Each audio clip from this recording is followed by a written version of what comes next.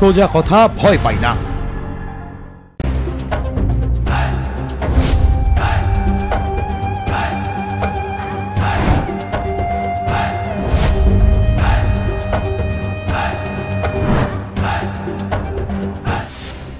নমস্কার, দেখছেন নিউজ বর্তমান। সুমনা রয়েছে আপনাদের সঙ্গে। শুরু করছি আজকের খেলা আপডেট।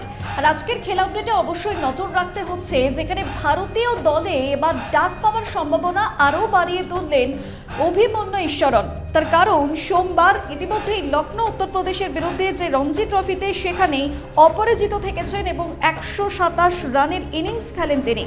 আসন্ন অস্ট্রেলিয়া সফরের একটি ম্যাচে রোহিত শর্মাকে হয়তো পাবে না ভারত। ভারতীয় অধিনায়কের জায়গায় কে ওপেন করবেন, এই প্রশ্নই কিন্তু এখন জোরালো হচ্ছে। ঈশ্বরনকে যদি সেই জায়গায় দেখা যায়, তাহলে কি অবাক হওয়ার কিছু থাকবে? এমনটাই কিন্তু প্রশ্ন জোরালো হচ্ছে। আপনারা জানেন যে ইতিমধ্যেই ভারতীয় অধিনায়কের জায়গায় কে ওপেন করবেন, এই প্রশ্নই কিন্তু জোরালো হচ্ছে। ভারতীয় দলে ডাক পাওয়ার সম্ভাবনা আরও বাড়িয়ে তুললেন অভিমন্যু ঈশ্বরন। সোমবার লখনৌ উত্তরপ্রদেশের বিরুদ্ধে যে রঞ্জি ট্রফি, সেই ম্যাচের চতুর্থ দিন অপরাজিত থেকেছেন এবং 127 রানের ইনিংস খেলেন তিনি। এবং ভারতীয় অধিনায়কের জায়গায় কে ওপেন করবেন বাড়ছে প্রশ্ন। এবং এখানেও এই বিষয়টি উঠে আসছে যে ঈশ্বরনকে যদি সেই জায়গায় দেখা যায়, তাহলে কি অবাক হওয়ার কিছু থাকবে? এই প্রশ্নই কিন্তু এখন জোরালো হচ্ছে। এই বিষয় নিয়ে আমরা আরও বিস্তারিত আলোচনা করব। সরাসরি চলে যাব নিউজ রুমে। সেখানে রয়েছেন আমাদের ক্রীড়া প্রতিনিধি পল্লব দত্ত। পল্লব দা, ইতিমধ্যেই যে বিষয়টি উঠে আসছে যে সেখানে কি এবার অধিনায়ক, ভারতীয় অধিনায়কের জায়গায় কি ওপেন করবে, এই প্রশ্নই কিন্তু এখন জোরালো হচ্ছে। দেখো, রোহিত শর্মা ইতিমধ্যে জানিয়েছেন যে 22 নভেম্বর থেকে যে অস্ট্রেলিয়া সিরিজের ফার্স্ট টেস্টটা হচ্ছে পার্থে, যে প্রথম টেস্টে হয়তো রোহিত শর্মা খেলতে পারবে না এবং দ্বিতীয় টেস্টেও এখনও সম্ভাবনাটা একটু কম আছে। বিশেষ কাজে ও প্রথম দিকের ম্যাচগুলো খেলতে পারবে না বলেছে। প্রথম টেস্টে অবশ্যই খেলছে না নিশ্চিত। সেক্ষেত্রে নিউজিল্যান্ড সিরিজের যেমন দল গঠন করা হয়ে গেছে, নিউজিল্যান্ড সিরিজে সবকটা ম্যাচই রোহিত শর্মা খেলবেন। সে কারণেই অভিমন্যু ঈশ্বরনের এই নিউজিল্যান্ড সিরিজে এই গতকাল থেকে যে টেস্ট শুরু হচ্ছে, তাতে চান্স পাওয়ার সম্ভাবনা নেই। কিন্তু অস্ট্রেলিয়া সিরিজে যেহেতু রোহিত শর্মা প্রথম দুটো ম্যাচে হয়তো খেলবেন না, সেক্ষেত্রে অভিমন্যু ঈশ্বরনের একটা জোরালো সুযোগ রয়েছে। ওর নিজের দাবিকে আরও জোরালো করেছে, কারণ পরপর দলীপ ট্রফি, ইরানি ট্রফিতে সেঞ্চুরি করার পর আবার বেঙ্গলের হয়ে উত্তরপ্রদেশ সেকেন্ড ইনিংসে দুর্দান্ত ইনিংস খেলে নট আউট ছিল দীর্ঘদিন ধরে। এর আগেও অভিমন্যু ঈশ্বরন ইন্ডিয়া এ টিমের হয়ে ক্যাপ্টেনশিপ করেছে, ইন্ডিয়া এ টিমের হয়ে খেলেছে, অনেক নামী খেলোয়াড়ের সঙ্গে রুম শেয়ার করেছে। কাজেই ও কিন্তু ইতিমধ্যেই ভারতীয় দলের অন্তর্ভুক্ত হয়ে আছে। আর গ্রেডের মধ্যেও আছে, যে 3টে গ্রেডের প্লেয়ার আছে, ABC 3টে গ্রেডে, সেই গ্রেডের মধ্যেও আছে। সে কারণেই আশা করা হচ্ছে যে অভিমন্যু ঈশ্বরনকে হয়তো অস্ট্রেলিয়া সিরিজে ওপেনার হিসেবে নিয়ে যাওয়া হবে। কারণ যশস্বী জয়সওয়ালের সাথে রোহিত শর্মা ওপেন করার কথা, সেখানে রোহিত শর্মা যদি না খেলে, কারণ শুভমান গিলকে আর এখন ওপেনার হিসেবে ভাবা হচ্ছে না, অন্তত টেস্টের জন্য। শুভমান গিলকে 1 নম্বর মানে ফার্স্ট ডাউন ব্যাটসম্যান হিসাবে, 3 নম্বর ব্যাটসম্যান হিসেবে ভাবা হচ্ছে। সে কারণেই অভিমন্যু ঈশ্বরনের একটা জোরালো সুযোগ রয়েছে অস্ট্রেলিয়া সিরিজে ভারতীয় দলের হয়ে খেলার। আর এই বেঙ্গলের সাথে উত্তরপ্রদেশের যে খেলা হলো, এখানে কিন্তু বাংলা যথেষ্ট দাপট দেখিয়েছে এবং 3 পয়েন্ট সংগ্রহ করেছে। রঞ্জি ট্রফির নিয়ম হচ্ছে যে যদি খেলা অমীমাংসিত থাকে, তাহলে প্রথম ইনিংসে যে দল এগিয়ে থাকে সেই দল 3 পয়েন্ট পায়। যদি একদমই খেলা বাতিল হয়ে যায়, তাহলে 1 পয়েন্ট করে পাওয়া হয়। আর জিতলে পরে 5 পয়েন্ট পাওয়া যায়। আর যদি অনেক বড় মার্জিনে জেতে, তাহলে সেক্ষেত্রে 6 পয়েন্ট বোনাস সহ পাওয়া যায়। বাংলা কিন্তু প্রথম ম্যাচে 3 পয়েন্ট পেলে, আগের বারে উত্তরপ্রদেশের সাথে রঞ্জি ট্রফির ম্যাচে বৃষ্টিতে বানচাল হয়ে গেছিলো। কাজে শুরুটা কিন্তু খুব ভালো হলো, কারণ দেখো দীর্ঘদিন পরে ফিরে এসে সুদীপ চ্যাটার্জি সেঞ্চুরি করেছে, সুদীপ ঘরামিও ভালো রান করেছে, শুধু অনুষ্ঠুপ মজুমদারই রান পায়নি। গত কয়েক বছর ধরে দুর্দান্ত ফর্মে আছে বাংলার ক্যাপ্টেন। এছাড়া বোলারের দিক থেকে মুকেশ কুমার খুব ভালো বল করেছে। তারপরে মোহাম্মদ সামির ভাই মোহাম্মদ কাইফ এখন বাংলা দলে খেলছে। কাইফও দুটো ইনিংসেই খুব ভালো বল করেছে। শাহবাজ আহমেদ যেমন ব্যাটে ভালো, একই সঙ্গে বোলিংটাও খুব ভালো করছে। আর শাহবাজ আহমেদ জানো এবছর IPL-এও খুব ভালো খেলে গেছে। কাজেই বাংলা কিন্তু এখন যথেষ্ট ব্যালেন্স দল। আকাশদ্বীপ যেহেতু ভারতীয় দলের হয়ে রয়েছে, সেই জন্য আকাশদ্বীপকে খেলানো হয়নি, আকাশদ্বীপ খেলতে পারেনি বাংলার হয়ে। তবে সম্পূর্ণ টিম কিন্তু বাংলার এখন যথেষ্ট ভালো, কারণ বোলিং সাইড খুব স্ট্রং। মুকেশ কুমার, আকাশদ্বীপ, তারপরে কাইফ রয়েছে, মোহাম্মদ সামির ভাই, মোহাম্মদ সামির। এছাড়াও পল্লবদার কার চান্স রয়েছে এক্ষেত্রে, কি বলবে এই বিষয়ে? হ্যাঁ, এক্ষেত্রে দেখো ইতিমধ্যে তো আকাশদ্বীপ ভারতীয় দলে খেলছে এখন। তবে যেহেতু অস্ট্রেলিয়ায় নিউজিল্যান্ডের সাথে ভারত 4 জন স্পিনার বেছে নিয়েছে, 3 জন পেসার আছে, কিন্তু অস্ট্রেলিয়া কিন্তু 4 জন স্পিনারকে নিয়ে যাবে না অবশ্যই, আবার নিশ্চিতভাবে। কারণ অস্ট্রেলিয়াতে হয়তো 3 জন স্পিনার নিয়ে যাবে, সেক্ষেত্রে আরেকজন পেসার নিয়ে যাওয়ার সুযোগ রয়েছে। সেক্ষেত্রে মুকেশ কুমারের একটা বিরাট সুযোগ রয়েছে। তাহলে বাংলা থেকে যদি মুকেশ কুমার চান্স পায়, তাহলে আকাশদ্বীপ, মুকেশ কুমার এবং অভিমন্যু ঈশ্বরন 3 জন খেলোয়াড়ের বাংলা দলে, এটা আগে কখনো হয়নি যে 3 জন খেলোয়াড় ভারতীয় দলে খেলেছে। এই সুযোগটা পেলেও পেতে পারে, সেক্ষেত্রে আমরা অনেক বেশি গর্বিত হব যদি বাংলা থেকে 3 জন খেলোয়াড় সুযোগ পায়। তবে রঞ্জি ট্রফিটা কিন্তু বাংলা খুব ভালো শুরু করলো। এর সেই শেষবার সমরণ ব্যানার্জির ক্যাপ্টেনশিপে 1989 সালে বাংলা শেষবার রঞ্জি ট্রফি জিতেছিল। তারপরে আর দীর্ঘদিন রঞ্জি ট্রফি জেতেনি। একবার শুধুমাত্র টি20 যে টুর্নামেন্ট হয় সেই টুর্নামেন্টটা জিতেছে। সেই কারণেই আমরা উদ্গ্রীব হয়ে আছি বাংলার খেলোয়াড়, মানে বাংলার এত ক্রিকেটটা এতটা বেশি সম্প্রচার হয়েছে, এত বেশি মানুষ এখন ক্রিকেটের প্রতি আগ্রহী হয়েছে যে বাংলা যদি আবার রঞ্জি ট্রফি পায়, তাহলে কিন্তু বাঙালিদের মধ্যে ক্রিকেটের আরও একটা জোয়ার আসবে। এটা সে কারণেই বাংলার রঞ্জি ট্রফিটা পাওয়া দরকার, কারণ তারপর 6বার ফাইনালে উঠে একবারও বাংলা রঞ্জি ট্রফি জিততে পারেনি গত 30 বছরের মধ্যে। অন্যদিকে অস্ট্রেলিয়া সফরে যেখানে রোহিত শর্মাকে একটি ম্যাচে দেখা যাবে না এমনটা মনে করা হচ্ছে, তিনি জানিয়েছেন কোন ম্যাচে দেখা যাবে না বা কি কারণ রয়েছে পেছনে এখনো পর্যন্ত কি জানা গেছে পল্লবদা? রোহিত শর্মা এখনো কারণটা জানায়নি, কারণ প্রথম টেস্টে ওর যেটা যতদূর জানা গেছে যে প্রথম টেস্ট পার্থে যেটা হবে 22 নভেম্বর থেকে, পার্থের টেস্টে রোহিত শর্মা খেলছে না, এটা নিশ্চিত। তারপরে যে অ্যাডিলেড টেস্ট আছে, অ্যাডিলেড টেস্টেও খেলবে কিনা সেটা এখনও জানা যাচ্ছে না। তবে প্রথম দিকের ম্যাচে থাকবে না, বিশেষ কাজে পরে গিয়ে দলের সাথে যোগ দেবে। এ পর্যন্ত যতটুকু জানা গেছে পার্থ টেস্টে রোহিত শর্মা খেলছে না, একদম নিশ্চিত। সে কারণেই জসপ্রীত বুমরাকে সহ অধিনায়ক করা হয়েছে নিউজিল্যান্ডের সাথে ম্যাচে, এবং আশা করা হচ্ছে যে যদি পার্থের টেস্টে না থাকে রোহিত শর্মা, তাহলে জসপ্রীত বুমরা ক্যাপ্টেনশিপ করবে। জসপ্রীত বুমরা এর আগেও ভারতীয় দলে ক্যাপ্টেনশিপ করেছে এবং একটা টেস্ট ক্যাপ্টেনশিপ করে সেই টেস্টটা ভারত জিতেছিল। কাজেই সেই কারণেই এর আগে যেমন ধরো শ্রীলঙ্কা সিরিজে কাউকে, বাংলাদেশ সিরিজে কাউকে ভাইস ক্যাপ্টেন করা হয়নি, কিন্তু এবারে যে ভাইস ক্যাপ্টেন করা হয়েছে জসপ্রীত বুমরাকে, তার কারণ হচ্ছে ওইটাই যে যদি রোহিত শর্মা না খেলে তাহলে জসপ্রীত বুমরা ভারতীয় দলের ক্যাপ্টেনশিপ করবে। এবং অন্যদিকে অভিমন্যু ঈশ্বরন যে একেবারে 127 রানের ইনিংসে তিনি খেললেন, এবং সেক্ষেত্রে আরও বেশি করে জোরালো তৈরি হয়েছে যে ভারতীয় দলে ডাক পাওয়ার সম্ভাবনা তৈরি হয়েছে তাহলে অভিমন্যু ঈশ্বরনে। অবশ্যই, কারণ যেহেতু ও এর আগে দলীপ ট্রফিতে, তারপরে দলীপ ট্রফি ভালো খেলে ইরানি ট্রফিতে চান্স পেয়েছিল, ইরানি ট্রফিতেও সেঞ্চুরি করেছে, দলীপ ট্রফিতেও সেঞ্চুরি করেছে এবং নিজের ফর্মটা বজায় রেখেছে। তারপর বাংলাদেশ প্রথম ইনিংসে ব্যর্থ হলেও দ্বিতীয় ইনিংসে কিন্তু দুর্দান্ত সেঞ্চুরি করে ঘুরে দাঁড়িয়েছে। ওর যা ফর্ম রয়েছে তাহলে তাতে ভারতীয় দলে সুযোগ না পেলেই আশ্চর্য হবে, কারণ এই মুহূর্তে অন্য যারা ওপেনার ভারতবর্ষের যারা খেলছে, ওপেনার যারা আছে তাদের মধ্যে অভিমন্যু ঈশ্বরন অবশ্যই অন্যদের থেকে এগিয়ে আছে। সে কারণে ওর সুযোগ পাওয়ার নিয়ে বেশি আলোচনা হচ্ছে।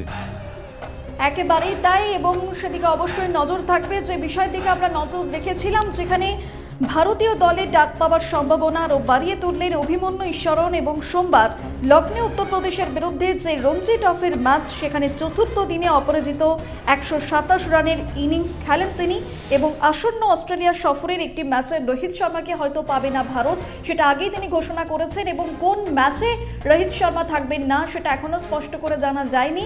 প্রথম বা দ্বিতীয় ম্যাচে সম্ভবত তিনি থাকবেন না, এবং কি কারণে থাকবেন না তা এখনো জানায়নি। এবং এখানেই প্রশ্ন যে ভারতীয় অধিনায়কের জায়গায় কে ওপেন করবেন, এই প্রশ্নই এখন জোরালো হচ্ছে। এবং ঈশ্বরনকে যদি সেই জায়গায় দেখা যায় তাহলে কি অবাক হওয়ার কিছু থাকবে, এমনটাই কিন্তু প্রশ্ন উঠছে। সেক্ষেত্রে অবশ্যই নজর থাকবে এই বিষয়ের দিকে।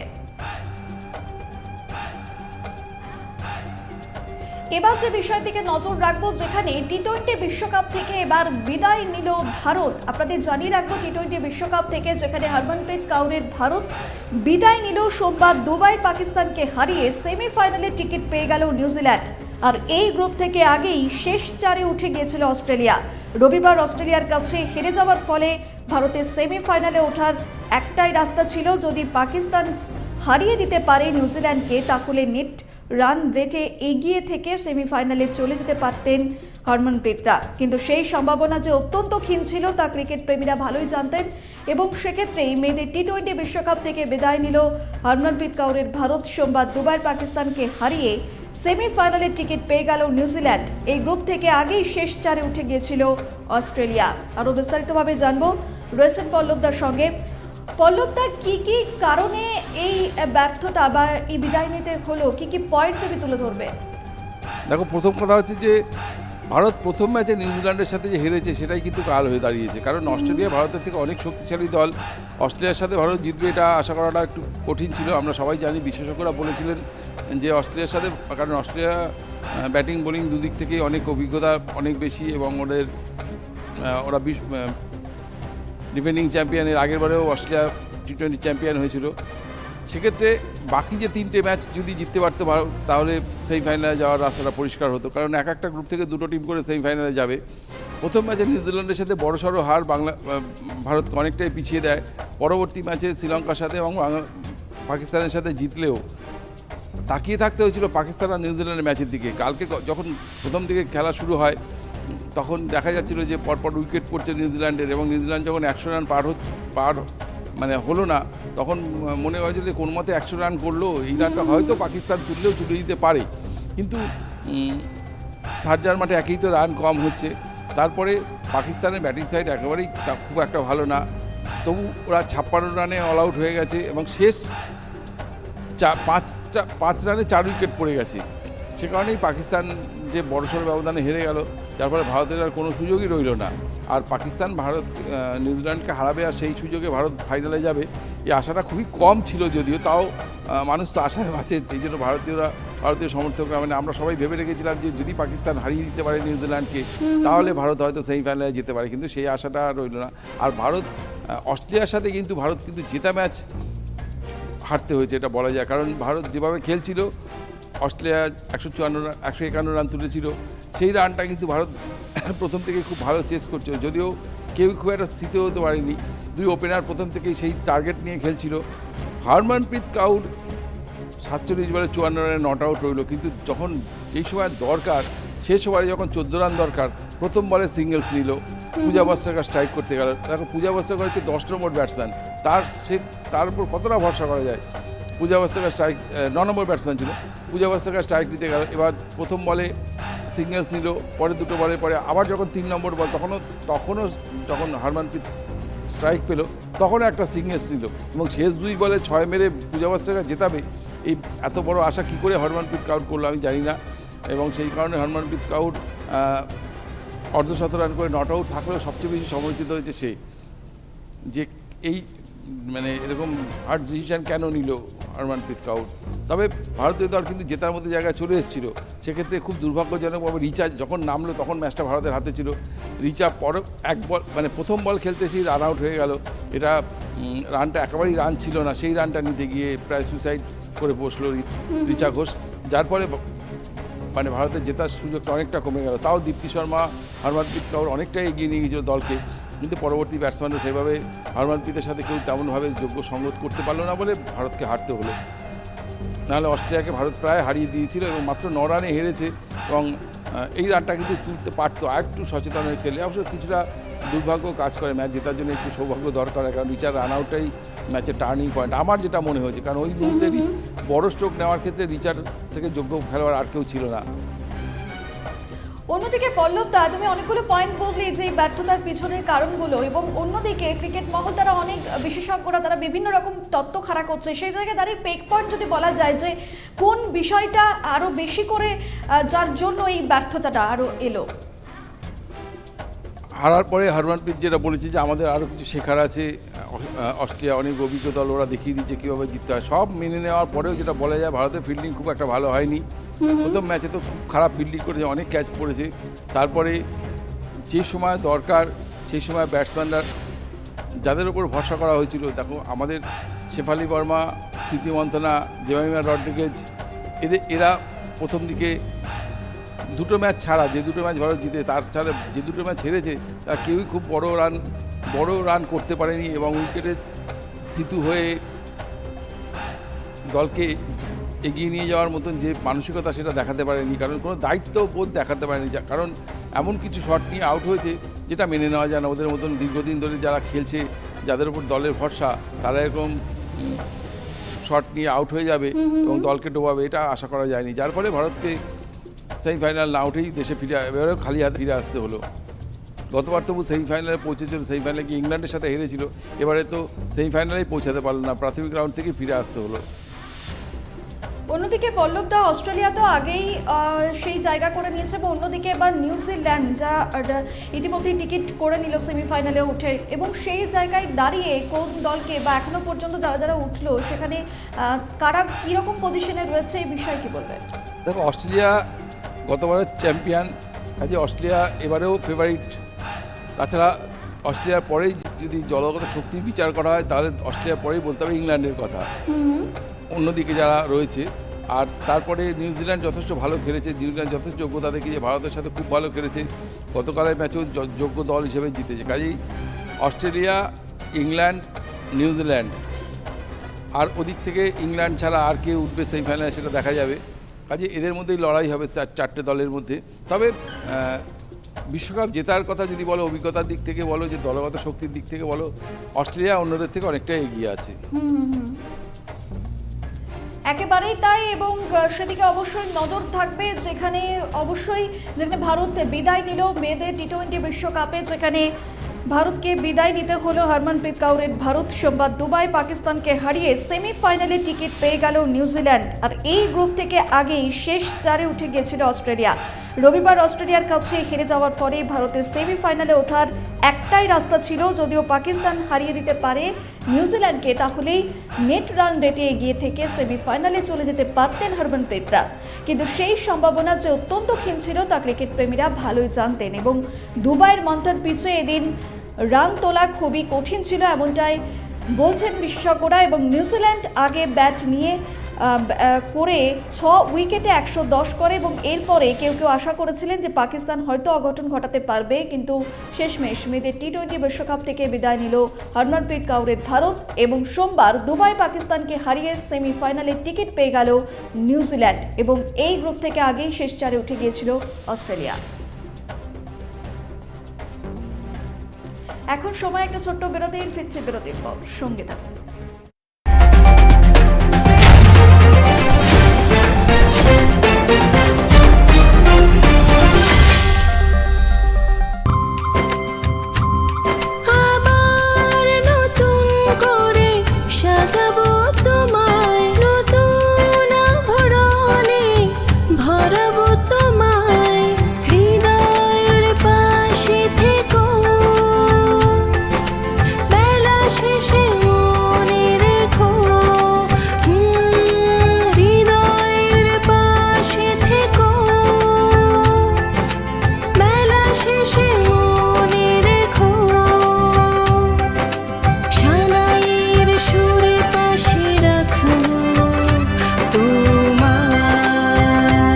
চিরদিনই তোমার আমার। Chhoton jewellery and Annapurna Guinea house, gold and diamond, Manikchak Bazar, Manikchak, Malda. যে কোনো ধরনের বিজ্ঞাপনের জন্য আপনাদের একমাত্র বিশ্বস্ত খবরের চ্যানেল নিউজ বর্তমান। বিজ্ঞাপন দেওয়ার জন্য সত্তর যোগাযোগ করুন 8617203451 এবং 03325950000 এই নম্বরে।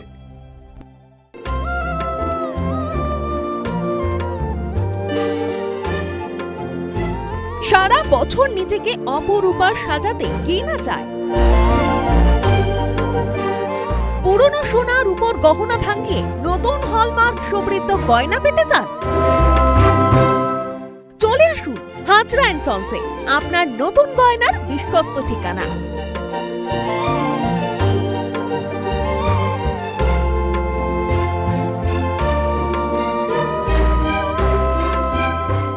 Hazra and sons jewellers, Bauria Panchanantala, Howrah. Telephone 6289552363। Proprietor Mukunda Hazra.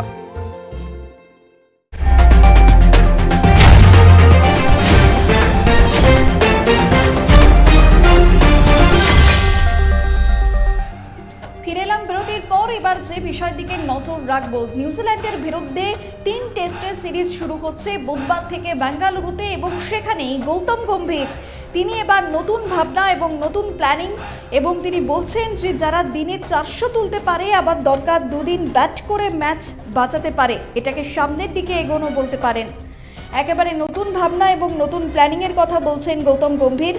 নিউজিল্যান্ডের বিরুদ্ধে 3 টেস্টের সিরিজ শুরু হচ্ছে কাল বুধবার থেকে, এবং বুধবার বেঙ্গালুরুতে প্রথম টেস্টের আগে গৌতম গম্ভীর তিনি বলছেন যে আমরা সেই টিম হতে চাই যারা দিনে 400 তুলতে পারে, আবার দরকারে 2 দিন ব্যাট করে ম্যাচ বাঁচাতে পারে, এমনটাই বলছেন গৌতম গম্ভীর। নতুন ভাবনা এবং নতুন প্ল্যানিং নিয়ে এবার বলছেন যেখানে নিউজিল্যান্ডের বিরুদ্ধে 3 টেস্টের সিরিজ শুরু হচ্ছে বুধবার বেঙ্গালুরুতে, এবং প্রথম টেস্টের আগেই গম্ভীর বলছেন যে আমরা সেই টিম হতে চাই যারা দিনে 400 তুলতে পারেন, আবার দরকারে 2 দিন ব্যাট করে ম্যাচ বাঁচাতে পারে, এটাকে সামনের দিকে এগোনো বলতে পারেন, এমনটাই বলছেন। আরও বিস্তারিতভাবে আমরা এই বিষয় নিয়ে আলোচনা করব। চলে যাব নিউজ রুমে, রয়েছেন আমাদের ক্রীড়া প্রতিনিধি পল্লব দত্ত। পল্লব দা, গৌতম গম্ভীরের একেবারে নতুন ভাবনা, নতুন প্ল্যানিং, তিনি একেবারে বলছেন যে দিনে 400 করতে চাই, সেই ভাবনা তিনি এবার বলছেন। গৌতম গম্ভীর যেটা বলছেন সেটা হচ্ছে যে যত বেশি রিস্ক নেবে তত বেশি রিওয়ার্ডেড হবে। বলছে ঝুঁকি নিয়ে খেলবে, কোনো সাহসী ক্রিকেট খেলবে, অগ্রাসী ক্রিকেট খেলবে। এই মুহূর্তে ভারত টেস্ট র্যাঙ্কিংয়ে 1 নম্বরে রয়েছে। এবছরে যা খেলা হয়েছে 2024-এ, তাতে ভারতের পয়েন্ট সবচেয়ে বেশি। ভারতের প্রথম লক্ষ্য হচ্ছে যে সবচেয়ে বেশি পয়েন্ট নিয়ে ফাইনালের রাস্তাটা পরিষ্কার রাখা, কারণ ফাইনাল খেলতে চাইছে এবং ভারত বিশ্ব টেস্ট ক্রিকেট চ্যাম্পিয়ন হতে চাইছে। এর আগে 2 বছর ভারত ফাইনালে উঠে টেস্ট চ্যাম্পিয়নশিপ জিততে পারেনি, দুবারই ফাইনালে উঠে হেরে গেছে। সে কারণেই ভারতের প্রথম লক্ষ্য হচ্ছে সেটা। আগামী 3টে টেস্ট রয়েছে নিউজিল্যান্ডের বিরুদ্ধে, তারপরে 5টা টেস্ট অস্ট্রেলিয়ার বিরুদ্ধে। সেক্ষেত্রে ভারতের সামনে 8টা টেস্ট রয়েছে। নিউজিল্যান্ডের সাথে যদি ভারত 3-0 ম্যাচে জিতে যায় তাহলে অনেকটাই ঝুঁকি কমে যাবে, কারণ ফাইনালের রাস্তাটা একেবারেই পরিষ্কার হয়ে যাবে। সে কারণে ভারত চাইছে যে নিউজিল্যান্ডের সাথে 3-0 ম্যাচে সিরিজ জিতে ফাইনালের রাস্তা পরিষ্কার করতে।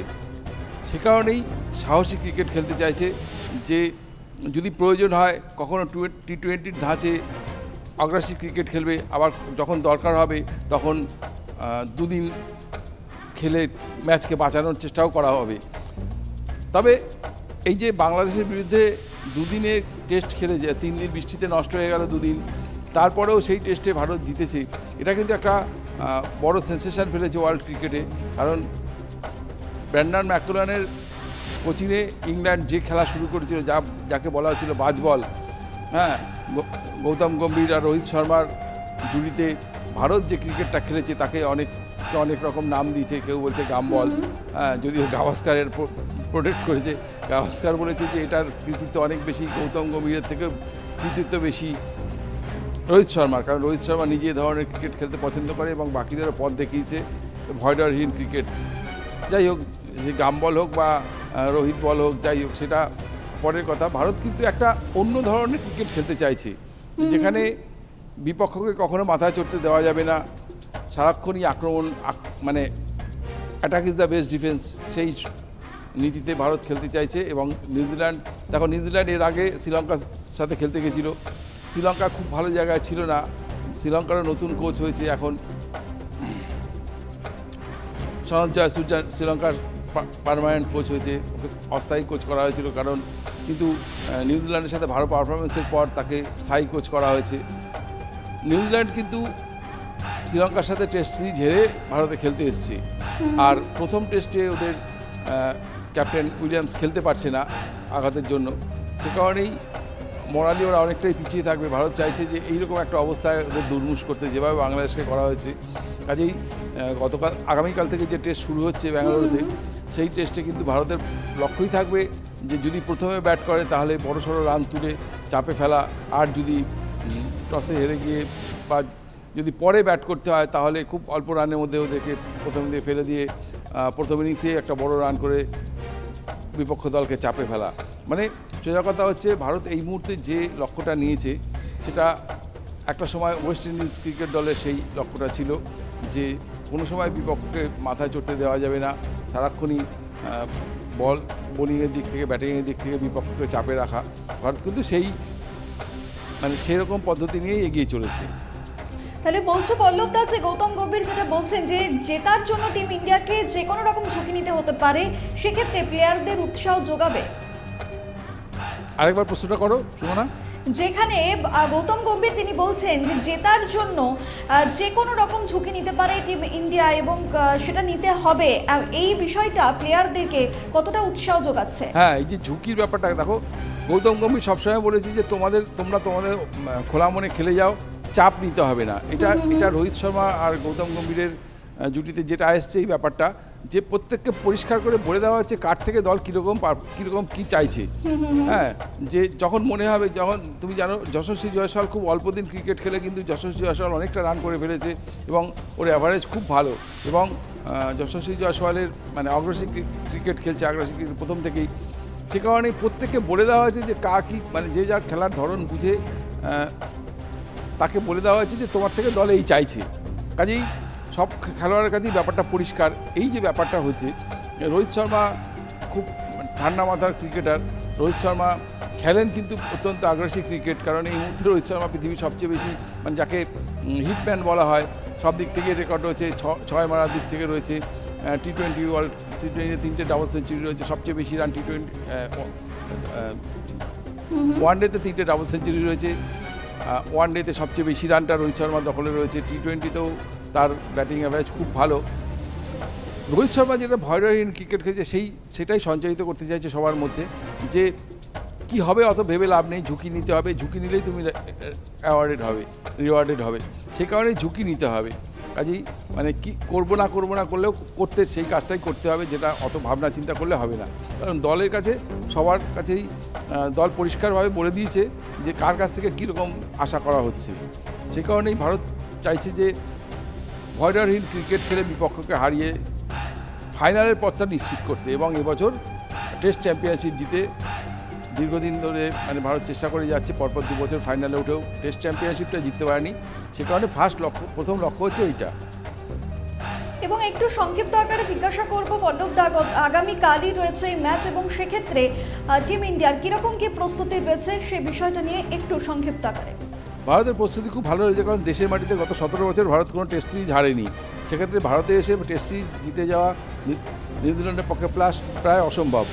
সে কারণে ভরসা রাখা যায় যে ভারতীয় দল নিউজিল্যান্ডের বিরুদ্ধেই তার নিজস্ব ক্রীড়াধারা বজায় রাখবে, এবং একই সঙ্গে ওরা যেরকম ক্রিকেট খেলে আসছে বেশ কয়েক সিরিজ ধরে, দেখো এর আগে টি-20 ওয়ার্ল্ড কাপে চ্যাম্পিয়ন হয়েছে, তারপরে বাংলাদেশের শ্রীলঙ্কার সাথে খেলতে গেছিলো, শ্রীলঙ্কার সাথে টেস্ট সিরিজ জিতলেও টি-20টা যদিও হারতে হয়েছে, তারপরে বাংলাদেশকে যেভাবে টেস্টে আবার টি-20তে দুর্মুষ করেছে।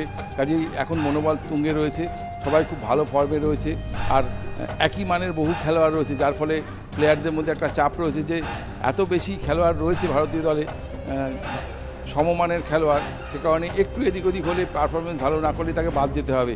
ওই দিনের পর দিন খারাপ পারফরমেন্স করে যাবো আর দলে টিকে থাকবো, আমার বদলি কেউ নেই বলে, এই চিন্তাটা কিন্তু এখন ভারতের ক্রিকেটারদের কারোর পক্ষে সম্ভব না। কারণ এত বেশি খেলোয়াড় রয়েছে এবং সমমানের খেলোয়াড় রয়েছে, যার জন্য এখন কম্পিটিশনটা অনেক বেশি। সে কারণে ভারত চাইছে যে আগ্রাসী ক্রিকেট খেলতে। এবং পল্লব দা, যেখানে কারা কীরকম কোন ফরম্যাটেড রয়েছে সেটা একটু বিস্তারিতভাবে জানবো। দেখো, বোলিংয়ের দিক থেকে যেটা হচ্ছে যে ভারতের 3জন পেস বোলার রয়েছে শ্রীলঙ্কা সফরে।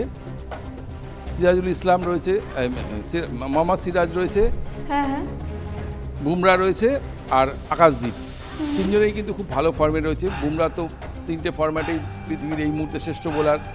মোহাম্মদ সিরাজও ভালো বল করছে, আর আকাশদীপ তো মানে আকাশদীপের বলের গতি দেখে, তারপরে আকাশদীপের যে মানসিকতা সেটা দেখে অনেকেই আগামী দিনে ওকে মানে ভারতীয় দলে দীর্ঘদিন ধরে ভারতীয় দলে খেলবে এমন একটা ভাব মানে ওর প্রতি আশা প্রকাশ করেছে যে আকাশদীপ হচ্ছে লম্বা রেসের ঘোড়া, ও অনেক দিন ধরে ভারতীয় দলে খেলবে এবং অনেক রেকর্ড করবে।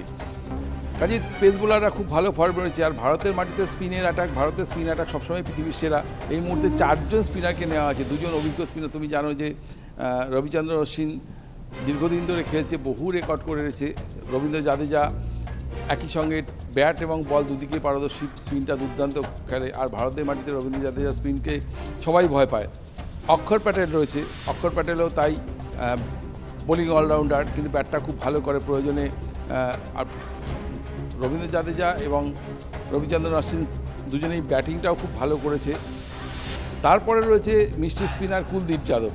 কুলদীপ যাদব কতটা সুযোগ পাবে সেটা জানা নেই, তবে কুলদীপ যাদব কিন্তু সুযোগ পেলে যে ও টেস্টেও অনেক বেশি সফল হতে পারে তা কিন্তু আগে দেখিয়ে দিয়েছে। কাজেই এই 4 জন স্পিনার, 3 জন পেসার নিয়ে ভারতের যে বোলিং অ্যাটাক যথেষ্ট শক্তিশালী। পৃথিবীর যে কোনো দেশের বোলিং অ্যাটাকের থেকে ভারতের অ্যাটাক আর বৈচিত্র্য অনেক বেশি। যেমন অফ স্পিনার রয়েছে, তেমন লেগ স্পিনার রয়েছে। একই সঙ্গে ভারতের পেসাররা বিভিন্ন মানে যেমন বুমরা যেমন গতিবেগ সম্পন্ন বল করতে হয়, তেমন স্লোয়ারটাও খুব ভালো দেয়। একই সঙ্গে আকাশদীপেরও বলের গতি যথেষ্ট ভালো, সে কারণে ভারতের বোলিং অ্যাটাক যথেষ্ট শক্তিশালী। একদমই তাই, এবং আগামীকাল সেই ম্যাচ রয়েছে এবং সেদিকে অবশ্যই নজর থাকবে। এবং আপনাদের জানিয়ে রাখি যে বিষয়ের দিকে আমরা নজর রেখেছি নিউজিল্যান্ডের, যেখানে ইতিমধ্যেই নিউজিল্যান্ডের বিরুদ্ধে 3 টেস্টের সিরিজ শুরু হচ্ছে কাল বুধবার।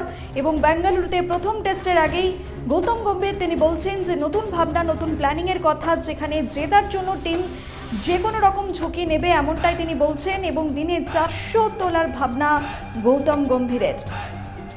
নিউজিল্যান্ডের বিরুদ্ধে 3 টেস্টের সিরিজ শুরু হচ্ছে বুধবার থেকে বেঙ্গালুরুতে, এবং সেখানেই নতুন ভাবনা, নতুন প্ল্যানিংয়ের কথা বলছেন গৌতম গম্ভীর।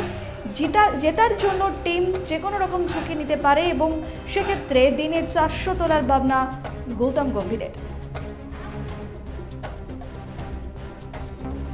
আজকের মতো খেলা আপডেট এই পর্যন্তই। আর অন্যান্য সমস্ত খবরের জন্য নজর রাখুন নিউজ বর্তমানের পর্দায়।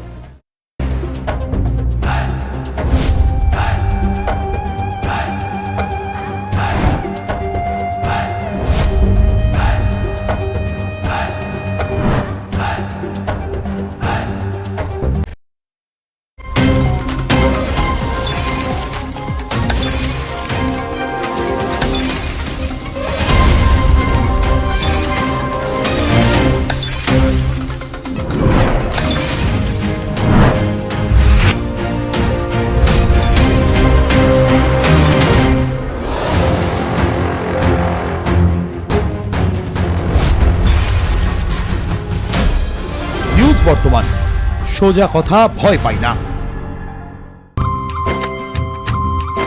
আবার নতুন করে সাজাবো তোমায়, নতুন আভরণে ভরাবো তোমায়, হৃদয়ের পাশে থেকো,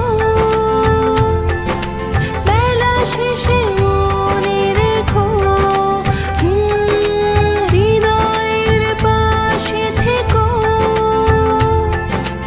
বেলা শেষে মনে রেখো, সানাইয়ের সুরে পাশে রাখবো তোমায়। চিরদিনই তোমার আমার। Chhoton jewellery and Annapurna Guinea house, gold and diamond, Manikchak Bazar, Manikchak Malda. ছুটির ঘন্টা বেজেছে, মনটা বাইরে দূরে যাওয়ার জন্য উচ্চাটন। চিন্তা করবেন না, আপনার জন্য আছে সায়ন্তনী ট্রাভেলস। সিঙ্গল ডেকার কিংবা ডাবল ডেকার বাসে ঘুরে বেড়ান দেশের মধ্যে যে কোনো পর্যটন কেন্দ্র। আরামদায়ক বিলাসবহুল এই বাসে আপনার ঘরের মতোই স্বাচ্ছন্দ্য। বুকিংয়ের জন্য যোগাযোগ করুন 6290554108, আরও একটি নাম্বার 9830277283। সায়ন্তনী ট্রাভেলস, আপনার স্বাচ্ছন্দ্যে বেড়ানোর বাহন।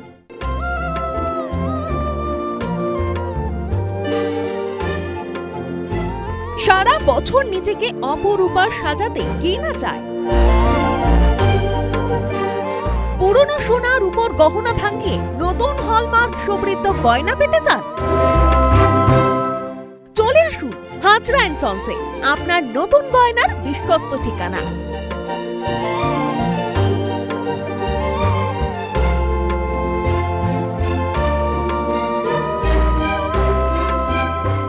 Hazra and sons jewellers, Bauria Panchanantala, Howrah. Telephone 6289552363। Proprietor Mukunda Hazra. যে কোনো ধরনের বিজ্ঞাপনের জন্য আপনাদের একমাত্র বিশ্বস্ত খবরের চ্যানেল নিউজ বর্তমান। বিজ্ঞাপন দেওয়ার জন্য সত্তর যোগাযোগ করুন 8617203451 এবং 03325950000 এই নম্বরে।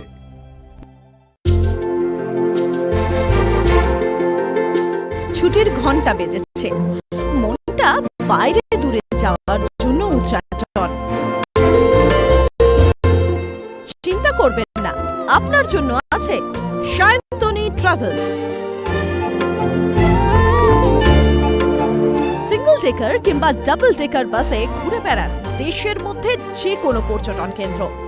আরামদায়ক বিলাসবহুল এই বাসে আপনার ঘরের মতোই স্বাচ্ছন্দ্য।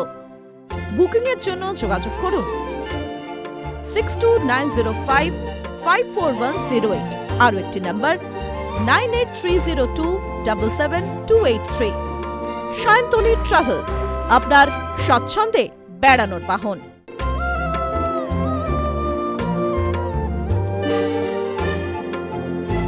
সারা বছর নিজেকে অপরূপা সাজাতে কে না চায়? পুরনো সোনার উপর গহনা ভাঙিয়ে নতুন হলমার্ক সমৃদ্ধ গয়না পেতে চান? চলে আসুন হাজরা অ্যান্ড সন্সে, আপনার নতুন গয়নার বিশ্বস্ত ঠিকানা।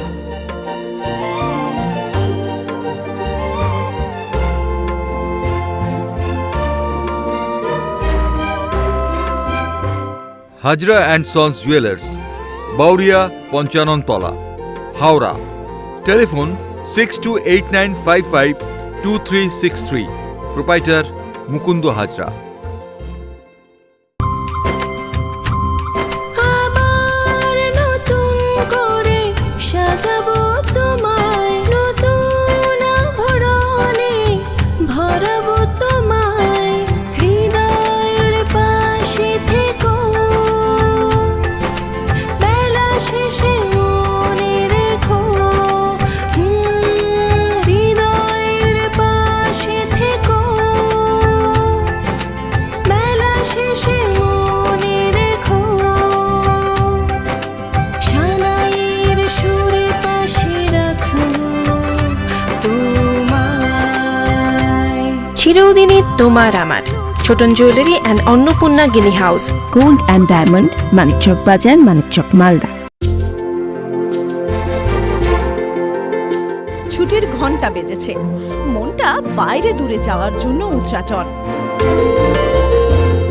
চিন্তা করবেন না, আপনার জন্য আছে সায়ন্তনী ট্রাভেলস।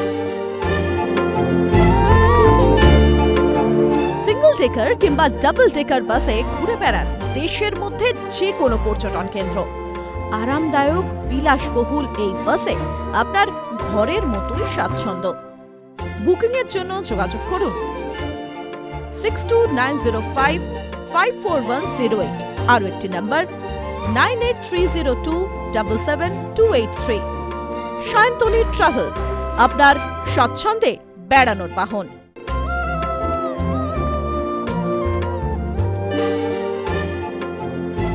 সারা বছর নিজেকে অপরূপা সাজাতে কে না চায়? পুরনো সোনার উপর গহনা ভাঙিয়ে নতুন হলমার্ক সমৃদ্ধ গয়না পেতে চান? চলে আসুন হাজরা অ্যান্ড সন্সে, আপনার নতুন গয়নার বিশ্বস্ত ঠিকানা।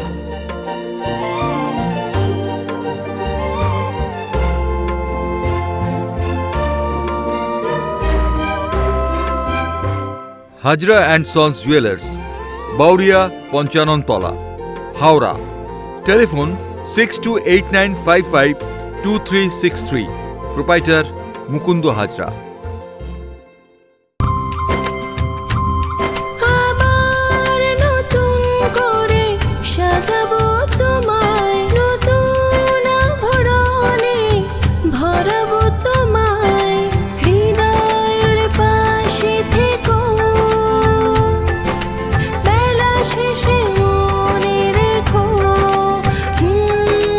হৃদয়ের পাশে থেকো, বেলা শেষে মনে রেখো, সানাইয়ের সুরে পাশে রাখবো তোমায়। চিরদিনই তোমার আমার Chhoton jewellery and Annapurna Guinea house, gold and diamond, Manikchak Bazar, Manikchak Malda. ছুটির ঘন্টা বেজেছে, মনটা বাইরে দূরে যাওয়ার জন্য উচ্চাটন। চিন্তা করবেন না, আপনার জন্য আছে সায়ন্তনী ট্রাভেলস। সিঙ্গল টেকার কিংবা ডাবল টেকার বাসে ঘুরে বেড়ান দেশের মধ্যে যে কোনো পর্যটন কেন্দ্র। আরামদায়ক বিলাসবহুল এই বাসে আপনার ঘরের মতোই স্বাচ্ছন্দ্য। বুকিং এর জন্য যোগাযোগ করুন 6290554108, আরও একটি নাম্বার 9830277283। সায়ন্তনী ট্রাভেলস, আপনার স্বাচ্ছন্দ্যে বেড়ানোর বাহন।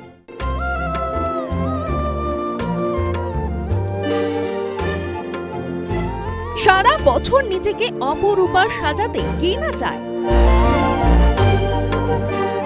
পুরনো সোনার উপর গহনা ভাঙিয়ে নতুন হলমার্ক সমৃদ্ধ গয়না পেতে চান? চলে আসুন হাজরা অ্যান্ড সন্সে, আপনার নতুন গয়নার বিশ্বস্ত ঠিকানা।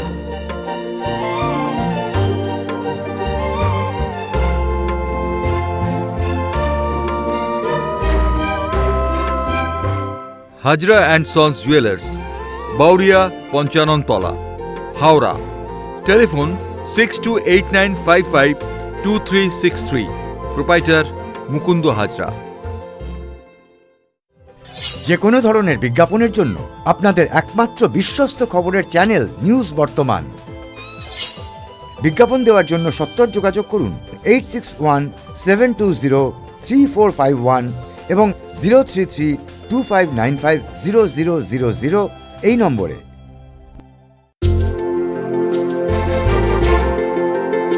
ছুটির ঘন্টা বেজেছে, মনটা বাইরে দূরে যাওয়ার জন্য উচ্চাটন। চিন্তা করবেন না, আপনার জন্য আছে সায়ন্তনী ট্রাভেলস। সিঙ্গল টেকার কিংবা ডাবল টেকার বাসে ঘুরে বেড়ান দেশের মধ্যে যে কোনো পর্যটন কেন্দ্র। আরামদায়ক বিলাসবহুল এই বাসে আপনার ঘরের মতোই স্বাচ্ছন্দ্য। বুকিং এর জন্য যোগাযোগ করুন 6290554108, আরও একটি নাম্বার 9830277283। সায়ন্তনী ট্রাভেলস, আপনার স্বাচ্ছন্দ্যে বেড়ানোর বাহন।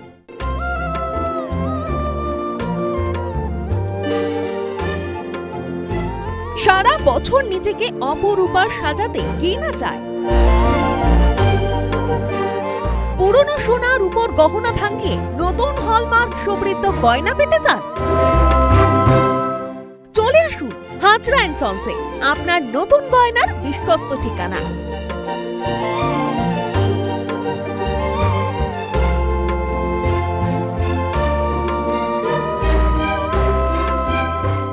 Hajra and Sons Jewelers, Bauria, Ponchanontola, Howrah. Telephone 6289552363. Proprietor Mukundo Hajra. আবার নতুন করে সাজাবো তোমায়, নতুন আভরণে ভরাবো তোমায়, হৃদয়ের পাশে থেকো, বেলা শেষে মনে রেখো, হৃদয়ের পাশে থেকো,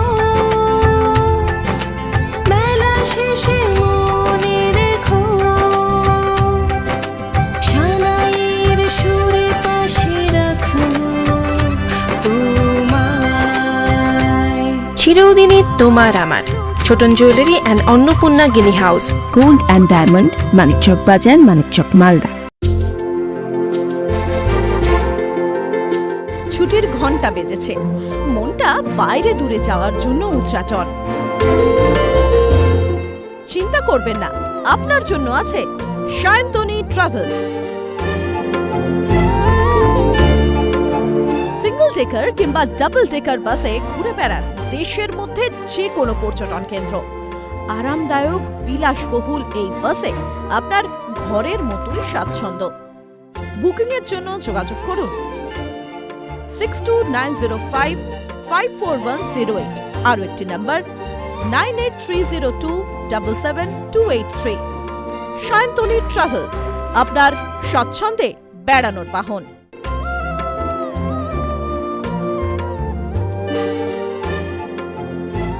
সারা বছর নিজেকে অপরূপা সাজাতে কে না চায়?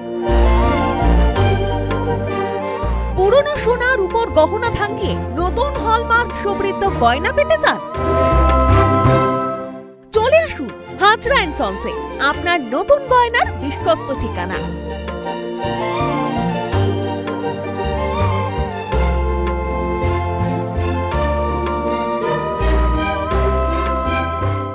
Hazra and sons jewellers, Bauria Panchanantala, Howrah. Telephone 6289552363। Proprietor Mukunda Hazra.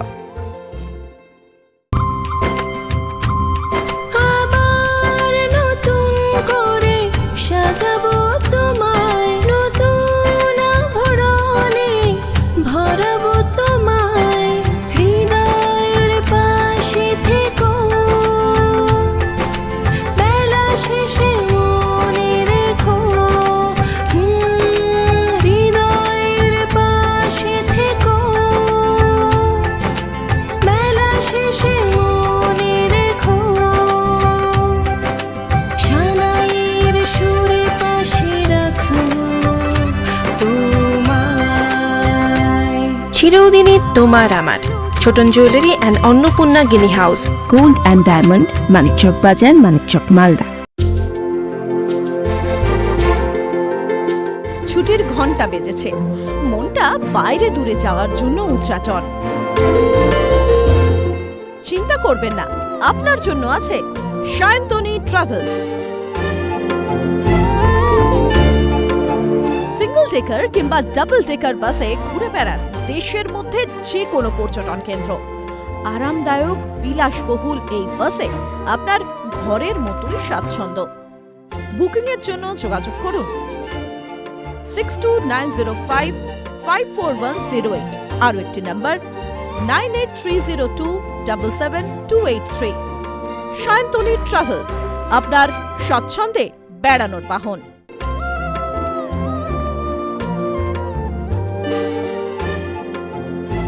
সারা বছর নিজেকে অপরূপা সাজাতে কে না চায়? পুরনো সোনার উপর গহনা ভাঙিয়ে নতুন হলমার্ক সমৃদ্ধ গয়না পেতে চান? চলে আসুন হাজরা এন্ড সন্সে, আপনার নতুন গয়নার বিশ্বস্ত ঠিকানা।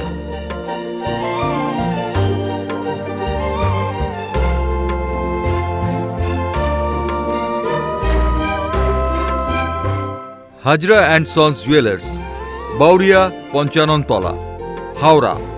টেলিফোন 6289552363। প্রোপাইটার মুকুন্দ হাজরা। যে কোনো ধরনের বিজ্ঞাপনের জন্য আপনাদের একমাত্র বিশ্বস্ত খবরের চ্যানেল নিউজ বর্তমান। বিজ্ঞাপন দেওয়ার জন্য সত্বর যোগাযোগ করুন 8617203451 এবং 03325950000 এই নম্বরে।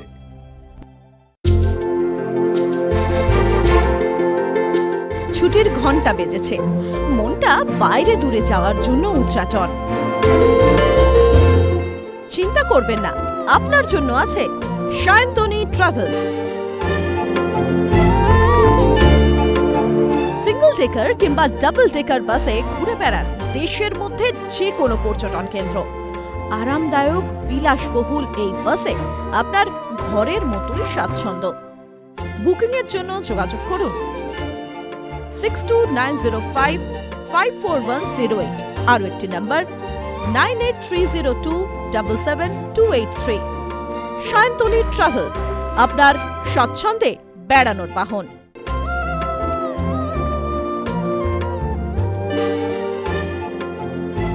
সারা বছর নিজেকে অপরূপা সাজাতে কে না চায়? পুরনো সোনার উপর গহনা ভাঙিয়ে নতুন হলমার্ক সমৃদ্ধ গয়না পেতে চান? চলে আসুন হাজরা অ্যান্ড সন্সে, আপনার নতুন গয়নার বিশ্বস্ত ঠিকানা।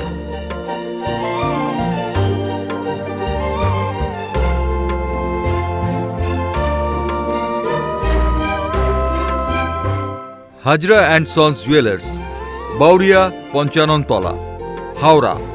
টেলিফোন 6289552363। প্রোপাইটার মুকুন্দ হাজরা।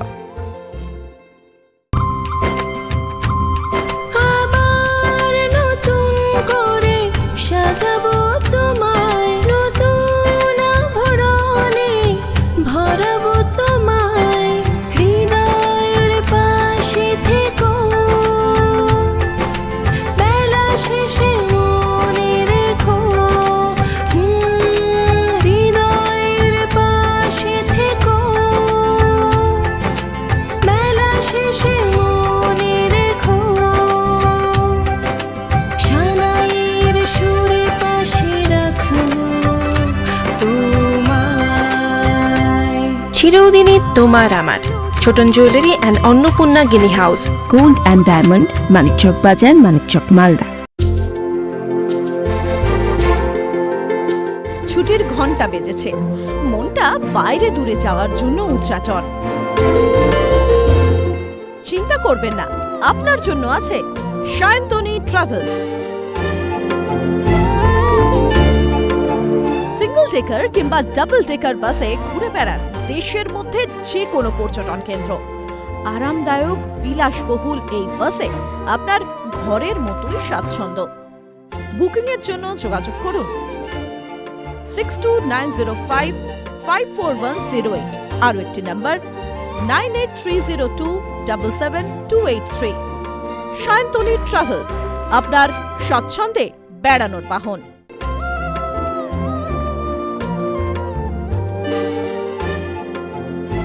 সারা বছর নিজেকে অপরূপা সাজাতে কে না চায়? পুরনো সোনার উপর গহনা ভাঙিয়ে নতুন হলমার্ক সমৃদ্ধ গয়না পেতে চান? চলে আসুন হাজরা অ্যান্ড সন্সে, আপনার নতুন গয়নার বিশ্বস্ত ঠিকানা।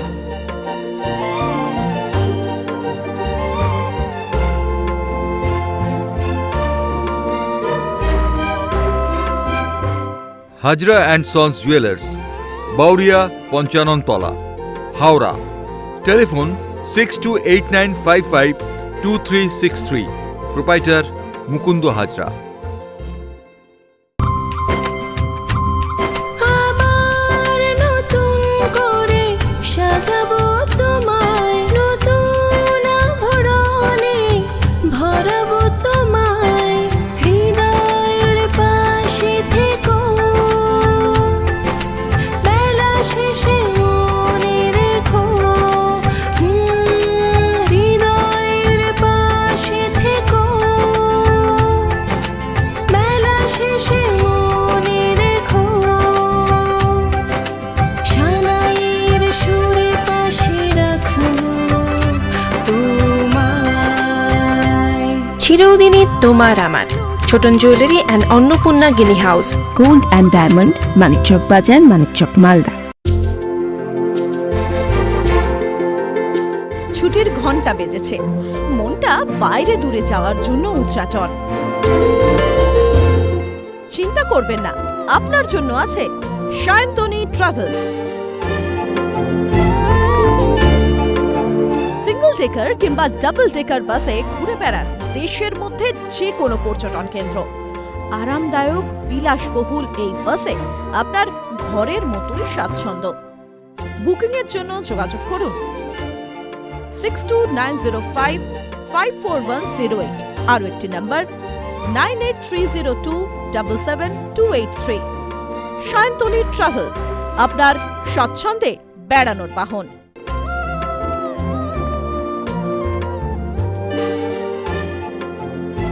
সারা বছর নিজেকে অপরূপা সাজাতে কে না চায়?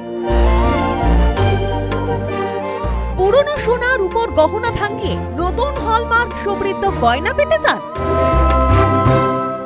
চলে আসুন হাজরা অ্যান্ড সন্সে, আপনার নতুন গয়নার বিশ্বস্ত ঠিকানা।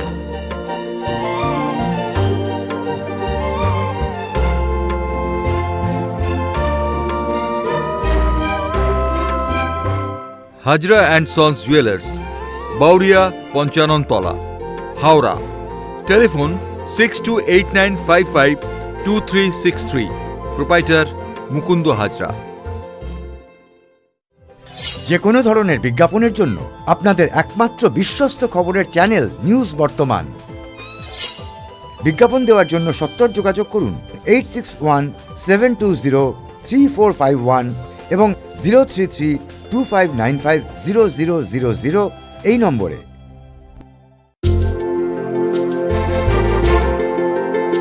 ছুটির ঘন্টা বেজেছে, মনটা বাইরে দূরে যাওয়ার জন্য উচ্চাটন।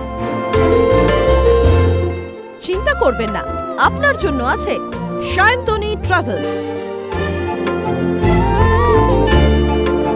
সিঙ্গল ডেকার কিংবা ডাবল ডেকার বাসে ঘুরে বেড়ান দেশের মধ্যে যে কোনো পর্যটন কেন্দ্র। আরামদায়ক বিলাসবহুল এই বাসে আপনার ঘরের মতোই স্বাচ্ছন্দ্য। বুকিং এর জন্য যোগাযোগ করুন 6290554108, আরো একটি নাম্বার 9830277283। সায়ন্তনী ট্রাভেলস, আপনার স্বাচ্ছন্দ্যে বেড়ানোর বাহন।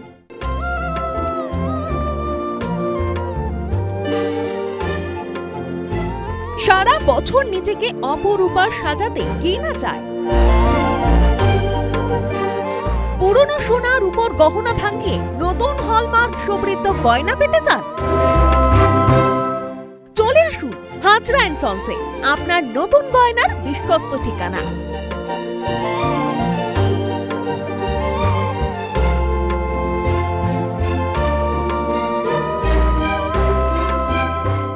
Hazra and sons jewellers, Bauria Panchanantala, Howrah.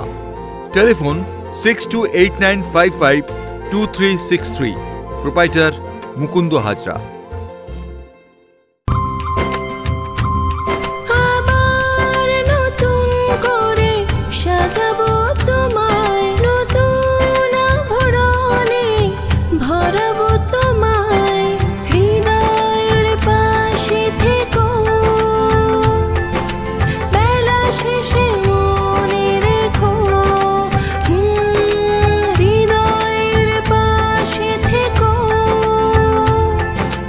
বেলা শেষে মনে রেখো, সানাইয়ের সুরে পাশে রাখবো তোমায়। চিরদিনই তোমার আমার। Chhoton jewellery and Annapurna Guinea house, gold and diamond, Manikchak Bazar, Manikchak Malda. ছুটির ঘন্টা বেজেছে, মনটা বাইরে দূরে যাওয়ার জন্য উচ্চাটন। চিন্তা করবেন না, আপনার জন্য আছে সায়ন্তনী ট্রাভেলস। সিঙ্গল ডেকার কিংবা ডাবল ডেকার বাসে ঘুরে বেড়ান দেশের মধ্যে যে কোনো পর্যটন কেন্দ্র।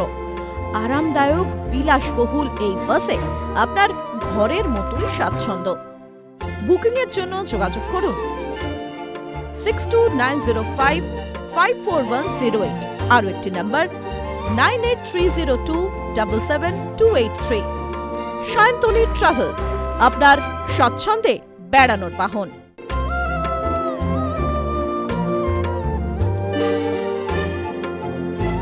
সারা বছর নিজেকে অপরূপা সাজাতে কে না চায়?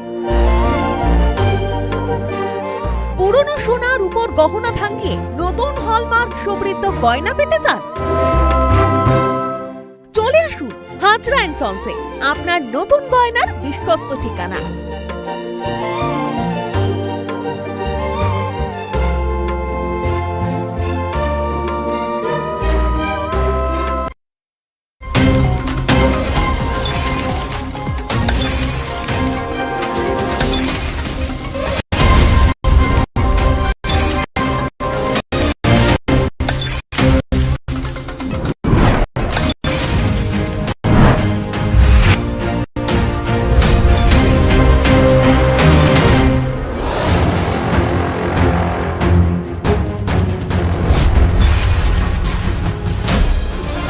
বর্তমান, সোজা কথা ভয় পাই না।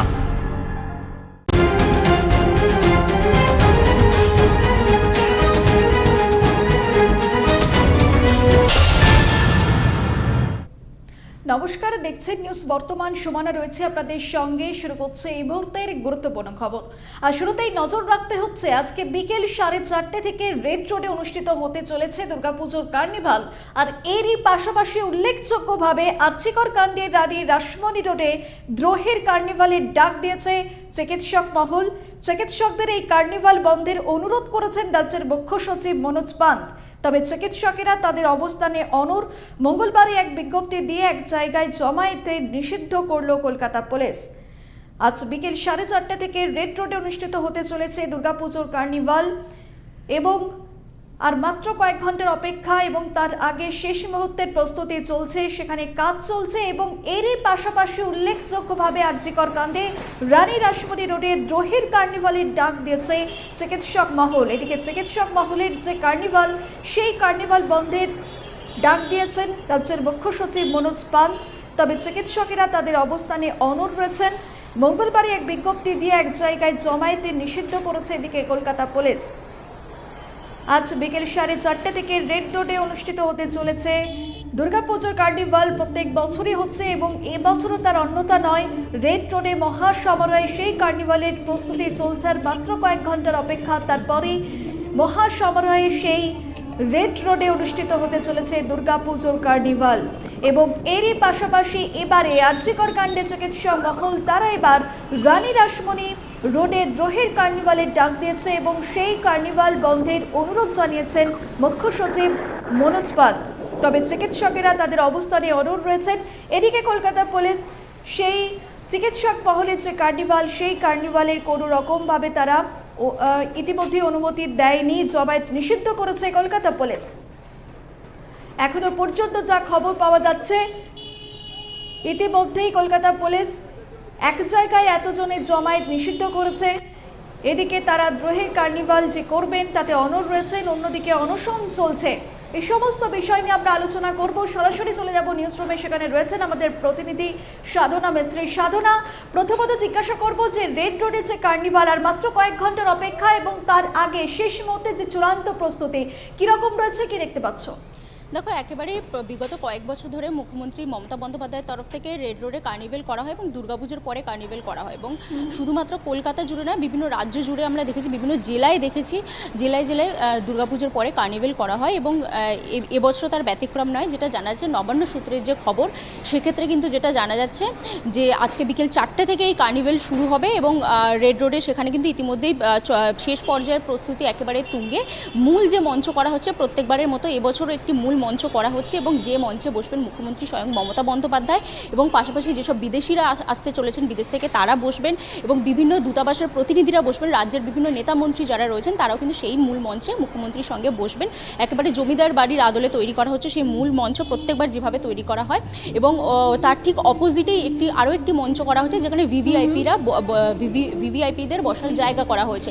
এবং সেই মঞ্চে কিন্তু এবছর যেটা জানা যাচ্ছে নবান্ন সূত্রে যা খবর রয়েছে, সেখানে কিন্তু এবছর কাউকে বসতে দেওয়া হবে না, কারণ পুরো বিষয়টা নিরাপত্তার বিষয়টি মাথায় রেখে কাউকে বসতে দেওয়ার সেখানে ব্যবস্থা করা হয়নি। প্রত্যেকবার সেখানে ভিভিআইপিরা বসার জায়গা পেলেও এবছর কিন্তু সেখানে তাদেরকে বসতে দেওয়া হচ্ছে না, নিরাপত্তার বিষয়টি মাথায় রেখে। শুধুমাত্র তাই নয়, গোটা রেড রোড জুড়ে কড়া নিরাপত্তায় আটসাঁট করা হয়েছে, কড়া নিরাপত্তা বলয় বাড়ানো হয়েছে। এবং যারা যারা সেই মঞ্চে ঢুকবেন, যারা যারা রেড রোডে আসবেন কার্নিভেলের জন্য, তাদেরকে কিন্তু সরকারি আমন্ত্রণপত্র ছাড়া তাদেরকে সেখানে ঢুকতে দেওয়া হবে না। এবং যারা যারা কার্নিভেলে অংশগ্রহণ করবে তাদেরকে কিন্তু একেবারে ভালোভাবে সিকিউরিটি চেক করা হবে। সিকিউরিটি চেকের মাধ্যমে তাদেরকে ভেতরে ঢোকার অনুমতি দেওয়া হবে। যেটা জানা যাচ্ছে 51টি পুজো কমিটি এবছর কার্নিভেলের জন্য অংশগ্রহণ করছে। ইতিমধ্যেই 28,000 আমন্ত্রণপত্র বিলি করে দেওয়া হয়েছে। আর কিছুক্ষণের অপেক্ষায় একেবারে 4টে থেকেই কিন্তু রেড রোডে কার্নিভেল শুরু হবে। তবে যে বিষয়টা মাথায় ঘুরপাক খাচ্ছে সুমনা, যে প্রত্যেক বছর রেড রোডে কার্নিভেল হয়, শুধুমাত্র রেড রোডে নয়, রাজ্যের একাধিক জেলায় জেলায় আমরা দেখেছি কার্নিভেল হয়। কিন্তু এবছর কেন কড়া নিরাপত্তা এতটা আটোসাটো করা হচ্ছে, নিরাপত্তা বলয় কেন এতটা বাড়ানো হচ্ছে? সেক্ষেত্রে কিন্তু যেটা জানা যাচ্ছে যে আজকে তুমি জানো যে সারা কলকাতা জুড়ে তিনটি কর্মসূচি রয়েছে। এক হচ্ছে রেড রোডে কার্নিভেল, দুই হচ্ছে এই রেড রোডের কার্নিভেলকে বয়কটে ডাক দিয়েছেন বিরোধী দলনেতা শুভেন্দু অধিকারী, যার জেরে তিনি কলেজ স্কোয়ার থেকে ধর্মতলা পর্যন্ত মিছিলের ডাক দিয়েছেন। 3 হচ্ছে জুনিয়র ডাক্তারদের দ্রোহ কার্নিভাল। এই 3টি কর্মসূচি আজকে সারা কলকাতা জুড়ে রয়েছে এবং এই দ্রোহ কার্নিভাল এবং অন্যদিকে শুভেন্দু অধিকারীর যে মিছিল, সেই মিছিলে অশান্তির আশঙ্কা করছে কলকাতা পুলিশ, এবং যার জেরে তারা কিন্তু উদ্বেগ প্রকাশ করছিল এবং যার জেরেই এই পুরো যে নিরাপত্তা বাহিনী বা নিরাপত্তা বলয় ভালোভাবে আঁটোসাঁটো করা হচ্ছে। এবং লালবাজারের তরফ থেকে গতকাল রাতে যে বিজ্ঞপ্তি প্রকাশ করা হয়েছে মনোজ ভার্মা, সেখানে কিন্তু তিনি জানিয়েছেন যে রেড রোডে যেহেতু কার্নিভেল চলবে, শুধুমাত্র রেড রোড নয়, রেড রোডের আশেপাশে যেসব এলাকা রয়েছে সেখানেও কিন্তু নিরাপত্তা বলয় আঁটোসাঁটো করা হচ্ছে। রেড রোড এবং তার চারপাশে এলাকা মিলিয়ে 500 জন পুলিশ কর্মী মোতায়েন করা হয়েছে এবং নিরাপত্তা তদারকি করবেন 16 জন ডিসি পদমর্যাদার আধিকারিক এবং 8 জন জয়েন্ট সিপি। এবং যেটা জানা যাচ্ছে যে 2000 জন পুলিশ কর্মী থাকবেন, ট্রাফিক পুলিশ কর্মী থাকবেন, যারা কিন্তু পুরো যান চলাচলের বিষয়টি নিয়ন্ত্রণ করবেন। অর্থাৎ রেড রোড বা তার আশেপাশে যাতে কোনো বড় গাড়ি বা পণ্যবাহী গাড়ি যাতে ঢুকে না পড়ে বা কোনো রকম জমায়েত সৃষ্টি যাতে না হয়, যানজটের সৃষ্টি যাতে না হয়, ভিড় যাতে বেড়ে না যায়, সেই সমস্ত বিষয়ে কিন্তু তদারকি করবে 2000 জন পুলিশ ট্রাফিক পুলিশ কর্মীকে মোতায়েন করা হয়েছে। 4টি ওয়াচ টাওয়ার তৈরি করা হয়েছে, ড্রোনের মাধ্যমে পুরো বিষয়টি নিরাপত্তা বিষয়ে তদারকি করা হবে। ওয়াচ টাওয়ার যে 4টি তৈরি করা হয়েছে সেখানে কিন্তু পুলিশ কর্মীরা রাখবেন এবং সেখান থেকে কিন্তু তারা পুরো বিষয়ে নজরদারি চালাবেন। একাধিক জায়গায় সিসিটিভি ইনস্টলেশন করা হয়েছে এবং নিরাপত্তা রক্ষীদের সংখ্যা, সেই সংখ্যা কিন্তু আরও বাড়ানো হয়েছে। পাশাপাশি তোমাকে জানিয়ে রাখবো যে বিজ্ঞপ্তি গতকাল রাতে প্রকাশ করা হয়েছে, সেখানে কিন্তু স্পষ্ট জানিয়ে দেওয়া হয়েছে কোন কোন রাস্তায় যান চলাচল নিয়ন্ত্রণ করা হবে এবং জমায়েত নিয়ন্ত্রণ করা হবে সেই বিষয়ে কিন্তু জানিয়ে দিয়েছে। মূলত Rani Rashmoni Road, New Road, Y Channel, Outram Road, Mayo Road, Jawaharlal Nehru Road, Academy of Fine Arts, Strand Road, Queensway সহ বেশ কিছু রাস্তায় যান চলাচল নিয়ন্ত্রণ করা হবে। পাশাপাশি জমায়েতের ওপরে নিষেধাজ্ঞা জারি করা হয়েছে। একদম এই জায়গা থেকে সাধনা, যে চিকিৎসক মহল যে এই ডাক দিয়েছে দ্রোহ কার্নিভালে, সেখানে কিন্তু মুখ্য সচিব তিনি অনুরোধ জানিয়েছেন যে যাতে এটা বন্ধ করা যায় এবং অন্যদিকে পুলিশের তরফে কোনো রকম তারা অনুমতি দেয়নি। সেক্ষেত্রে চিকিৎসক মহল এখনো পর্যন্ত তারা কি ভাবছে, কি জানতে পারছো? দেখো, যেটা চিকিৎসক মহলের তরফ থেকে, জুনিয়র ডাক্তারদের তরফ থেকে, পাশাপাশি সিনিয়র ডাক্তাররাও তো অনেকটা সমর্থন করেছে, পুরোপুরিভাবে সমর্থন করেছে জুনিয়র ডাক্তারদের এই আমরণ অনশন। সেখানে কিন্তু জুনিয়র ডাক্তারদের তরফ থেকে যেটা বলা হচ্ছে, তারা এর আগের বার আমরা দেখেছিলাম যে মুখ্য সচিব মনোজ পান্তের সঙ্গে তারা তাকে মেল করেছে, আবার রাজ্যের তরফ থেকে তাদেরকে মেল করা হচ্ছে, একাধিকই মেল পাল্টা মেলের খেলা আমরা দেখেছি। এবং সেক্ষেত্রে তাদের যেটা দাবি, এই দ্রোহ কার্নিভেল তারা করবেন। এবং অন্যদিকে রাজ্যের বিরোধী দলনেতা শুভেন্দু অধিকারীর তরফ থেকে যেটা বলা হচ্ছে যে এই যে রেড রোডে কার্নিভেল হচ্ছে, যেখানে একদিকে আরজিকর আবহ, সেই আবহে রাজ্যে আমরা দেখেছি যে কার্নিভেল হচ্ছে, সেই কার্নিভেলকে বন্ধ করার জন্য কিন্তু তিনিও একটি মিছিলের ডাক দিয়েছে। বিগত কয়েক বছর আগে আমরা দেখেছিলাম যে সময় জলপাইগুড়িতে হরপাবানের জেরে কিন্তু একাধিক জনের মৃত্যু ঘটেছিল বিসর্জনে, সেই সময় কিন্তু বিরোধী দলের তরফ থেকে এই কার্নিভেলকে বন্ধ করা তারা বিভিন্ন আওয়াজ উঠিয়েছিলেন এবং বন্ধ করা তারা দাবি জানিয়েছিলেন। সেই সময় কিন্তু রেড রোডে কার্নিভেল হয়েছিল এবং এবছরও যেটা দেখা যাচ্ছে যে শেষ মুহূর্তের প্রস্তুতি একেবারে তুঙ্গে, আমরা যেটা ছবিতে দেখছি। আর পুলিশের তরফ থেকে যেসব নিরাপত্তা একেবারে শেষ মুহূর্তে যেটুকু নিরাপত্তা দরকার হয় সেই সমস্ত প্রস্তুতি কিন্তু ইতিমধ্যেই চলছে। আর কিছুক্ষণের সময়ের অপেক্ষা, তারপরে কিন্তু 4টা থেকে রেড রোডে কার্নিভেল শুরু হবে। এবং অন্যদিকে জুনিয়র ডাক্তারদের তরফ থেকে একদিকে তাদেরকে পারমিশন দেওয়া হয়নি এবং অন্যদিকে তাদের যে এই দ্রোহ কার্নিভেল, সেই কার্নিভেলকে কিন্তু একেবারেই সমর্থন করছে না পুলিশ প্রশাসন। পাশাপাশি মুখ্য সচিব মনোজ পান্ত তিনিও কিন্তু জানিয়ে দিয়েছেন যে এই দ্রোহ কার্নিভেলের কোনো দরকার নেই, পুরো বিষয়টা কিন্তু বৈঠকের মাধ্যমে সলিউশন বের হতেই পারে। কিন্তু জুনিয়র ডাক্তারদের তরফ থেকে যেটা তারা জানাচ্ছেন যে তারা এই দ্রোহ কার্নিভেল করবেন। এবং অন্যদিকে রাজ্যের বিরোধী দলনেতা শুভেন্দু অধিকারী তিনিও কিন্তু জানিয়ে দিয়েছেন আজকে কলেজ স্কোয়ার থেকে ধর্মতলা পর্যন্ত তার যে মিছিল, সেই মিছিলও তিনি করবেন। সব মিলিয়ে এই রাজ্যে সারা কলকাতা জুড়ে যে 3টে কর্মসূচি, একদিকে রেড রোডে কার্নিভেল, অন্যদিকে বিরোধী দলনেতার কর্মসূচি, অন্যদিকে জুনিয়র ডাক্তারদের কর্মসূচি, সব মিলিয়ে কিন্তু যাতে কোনো রকম অপ্রীতিকর ঘটনা না ঘটে বা উদ্বেগজনক ঘটনা না ঘটে, সেই বিষয়ে কিন্তু একেবারে কড়া তৎপরতা দেখাচ্ছে কলকাতা পুলিশ। সাধনা, এই কলকাতার বুকে আজকে 3টে কর্মসূচি এবং রেড রোডে যে কার্নিভাল তা তো হচ্ছে এবং পাশাপাশি চিকিৎসক মহলের যে দ্রোহ কার্নিভাল এবং অন্যদিকে বিজেপি তরফে যে প্রতিবাদী মিছিল, এবং সেক্ষেত্রে একাধিক ধারা জারি করা হয়েছে এমনটাই জানানো হচ্ছে এবং পুলিশের তরফে। সেক্ষেত্রে আজকে এই জমায়েতে কোনো রকম অশান্তি রাজ আগে থেকেই কলকাতা পুলিশ তারা ঠিক কি জানাচ্ছে? দেখো, একেবারেই তোমাকে আমি যেটা প্রথমেই জানালাম যে এই অপ্রীতিকর ঘটনা যাতে না ঘটে এবং এই বিরোধী দলনেতার যে কর্মসূচি রয়েছে, জুনিয়র ডাক্তারদের যে কর্মসূচি রয়েছে এবং যার জেরে কোনো রকম অপ্রীতিকর ঘটনার আশঙ্কা করছে কলকাতা পুলিশ, উদ্বেগ প্রকাশ করছে তারা, যার জন্যই কিন্তু এই ট্রাফিক পুলিশ 2000 জন বাড়ানো হয়েছে রেড রোড এবং তার চারপাশের এলাকা মিলিয়ে 500 জন পুলিশ কর্মীর নিরাপত্তা বলয় বাড়ানো হয়েছে এবং পাশাপাশি একাধিক জায়গায় বিভিন্ন ধারা কিন্তু বজায় রাখা হয়েছে, নিষেধাজ্ঞা জারি করা হয়েছে, জমায়েত যাতে না হয় সেই বিষয়ে কিন্তু তদারকি করছে কলকাতা পুলিশ। এবং যেটা জানিয়ে রাখছি তোমাকে আমি প্রথমেই বললাম যে রাজ্যের যেটা বলা হচ্ছে জুনিয়র ডাক্তারদের তরফ থেকে তারা তাদের যে কর্মসূচি করবে সেই বিষয়ে কিন্তু তারা একেবারেই জানিয়ে দিচ্ছে যে তারা তাদের কর্মসূচি করবে। এবং অন্যদিকে বিরোধী দলের তরফ থেকে শুভেন্দু অধিকারী তিনিও কিন্তু তার যে কর্মসূচি রয়েছে কলেজ স্কোয়ার থেকে ধর্মতলা পর্যন্ত তিনিও তারই কর্মসূচি করবেন রেড রোডে কার্নিভেল বয়কটের ডাক দিয়ে।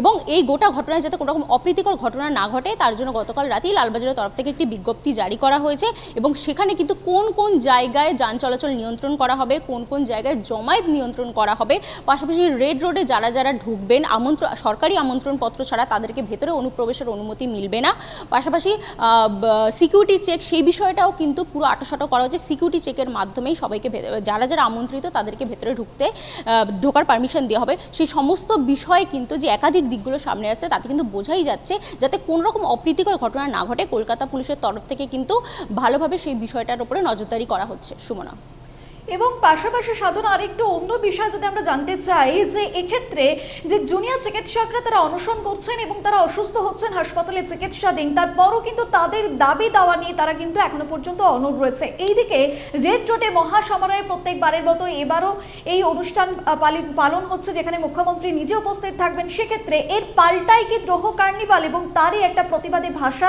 আজকে জুনিয়র চিকিৎসকদের? একেবারেই দেখো, বিগত দিনে আমরা যেটা দেখেছি যে জুনিয়র ডাক্তারদের তরফ থেকে কিন্তু বারংবার তাদেরকে বলা হচ্ছে যে তারা প্রথমে কর্মবিরতি, তারপরে আমৃত্যু অনশন, যে তাদের যে 10 দফা দাবি সেই 10 দফা দাবি নিয়ে তারা তাদের আমরণ অনশন চালিয়ে যাচ্ছে। একাধিক যেসব জুনিয়র ডাক্তার রয়েছে যারা অনশন করেছেন, প্রতীকী অনশন করেছেন, তাদের কিন্তু শারীরিক অবস্থার অবনতি হয়েছে, তাদেরকে হসপিটালাইজডও করতে হয়েছে। সম্প্রতি কল্যাণ বন্দ্যোপাধ্যায় তিনিও কিন্তু একটু কুরুচিকর মন্তব্য করেছেন জুনিয়র ডাক্তারদের যে অনশন, সেই অনশনকে প্রেক্ষিতে তিনি কিন্তু একটি কুরুচিকর মন্তব্য করেছেন এবং তার পাল্টা হিসেবে জুনিয়র ডাক্তারদের তরফ থেকেও প্রতিক্রিয়া দেওয়া হয়েছে। শুধুমাত্র তাই নয়, যারা বুদ্ধিজীবী যারা তাদের মঞ্চে যাচ্ছেন, অপর্ণা সেন হতে পারে, সেক্ষেত্রে কিন্তু বিভিন্ন যেসব বুদ্ধিজীবীরা তাদের মঞ্চে যাচ্ছে তাদেরকেও কিন্তু পাল্টা হিসেবে তাদেরকেও কুরুচিকর মন্তব্য করেছেন কল্যাণ বন্দ্যোপাধ্যায় এবং তার পাল্টা হিসেবে জুনিয়র ডাক্তাররা তাদের যে বক্তব্য বা তাদের যে প্রতিবাদের ভাষা সেই ভাষায় কিন্তু তারা তাদের প্রতিবাদ জানিয়েছে। এবং সেক্ষেত্রে যেটা জানা যাচ্ছে যে আজকের যে দ্রোহ কার্নিভেল, সেই দ্রোহ কার্নিভেল কিন্তু রেড রোডের যে কার্নিভেল সেই কার্নিভেলের পাল্টা হিসেবেই তারা তাদের দ্রোহ কার্নিভেল করবে এবং তাদের যে 10 দফা দাবি সেই দাবিতে নিরাপত্তার বিষয়টাও সেখানে আসছে, সেই বিষয়টাও কিন্তু তারা সেখানে তুলে ধরবে। এবং পাশাপাশি তোমাকে যেটা আমি প্রথমেই বললাম যে এই আরজিকর আবহ যেখানে এখনও পর্যন্ত সিবিআইয়ের উপরেও ভরসা রাখতে পারছে না জুনিয়র ডাক্তাররা এবং একসময় কিন্তু তারাই সিবিআই ইনকোয়ারি চেয়েছিলেন, সিবিআই তদন্ত চেয়েছিলেন, এখন বর্তমানে তারা সিবিআইয়ের উপরে ভরসা রাখতে পারছে না।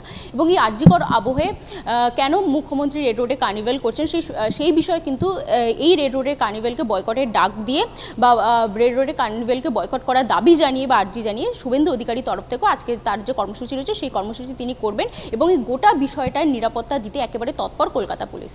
একেবারে তাই, এবং সেদিকে অবশ্যই নজর থাকবে যেখানে কলকাতার বুকে তিনটে কর্মসূচি এবং এই তিনটে কর্মসূচি কলকাতা পুলিশের দক্ষতাও কিন্তু এখানে প্রমাণ মিলবে যে আজকের এই কর্মসূচি তারা কিভাবে হ্যান্ডেল করেন। অনেক ধন্যবাদ সাধনা, আমাদের সঙ্গে নিউজ রুম থেকে সরাসরি ছিলেন আমাদের প্রতিনিধি সাধনা মিস্ত্রি।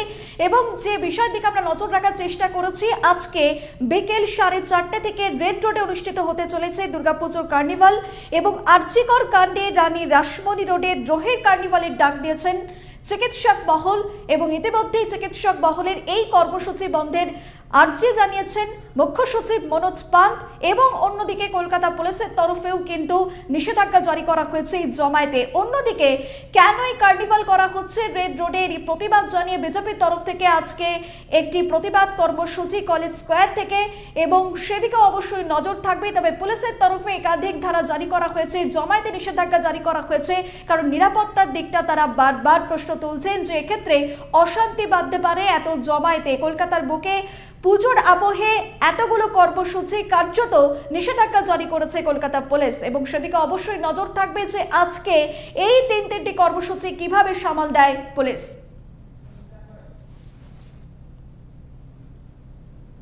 অন্যদিকে যে বিষয়ের দিকে আমরা নজর রাখার চেষ্টা করব, ধর্মতলায় যেখানে জুনিয়র চিকিৎসকদের অনশন কিন্তু চলছেই, তাদের অনশন অব্যাহত রয়েছে। এর মধ্যেই বেশ কিছু অনশনকারী তারা একে একে অসুস্থ হয়ে পড়ছেন, তাদের চিকিৎসা ব্যবস্থা করা হচ্ছে। এবং আপনাদের জানিয়ে রাখবো যে অনশনে কিন্তু অনড় রয়েছেন জুনিয়র চিকিৎসকরা। এখনো পর্যন্ত 12 জন জুনিয়র চিকিৎসকরা আমরণ অনশনে বসেছেন। সেই লক্ষ্যেই গত 5ই অক্টোবর থেকে এখনো পর্যন্ত মোট 12 জন রয়েছেন, যাদের মধ্যে কলকাতার 9 জন এবং শিলিগুড়িতে 3 জন। কিন্তু দীর্ঘ অনশনের জেরে একে একে 6 জন অনশন মঞ্চ ছাড়তে বাধ্য হয়েছেন। সোমবার সকালেই ধর্মতলার অনশন মঞ্চে অসুস্থ হয়ে পড়েন কলকাতা মেডিকেল কলেজের ইএনটি সিনিয়র রেসিডেন্ট তনয়া। তার রক্তচাপ এবং ব্লাড সুগার কমে যাওয়ার পাশাপাশি মূত্রে মিলেছে বিষাক্ত কীটন, সঙ্গে রয়েছে জ্বরশূন্যতা এবং দুর্বলতা। জুনিয়র চিকিৎসকদের আমরণ অনশন চলছেই। ধর্মতলায় লাগাতার বসে রয়েছেন অনশনকারীরা। এর মধ্যে একে একে অসুস্থ হয়ে পড়ছেন অনশনকারীরা। 12 জন রয়েছেন, যাদের মধ্যে কলকাতার 9 জন এবং শিলিগুড়িতে 3 জন। কি জানাচ্ছেন এই বিষয়ে, কি বক্তব্য রয়েছে তাদের, শোনাবো আপনাদের। দেখুন, সবাই নিশ্চয়ই এটা আমার ব্যক্তিগত অভিমত, আমি বলবো যে দাবিগুলো আছে অবশ্যই সেগুলো সঙ্গত, কিন্তু তার সঙ্গেও আরেকটা দাবি কিন্তু জোরালো করতেই হবে যে এই সিস্টেমকে বদলানোর জন্য এই সরকারেরই পদত্যাগ চাইছি।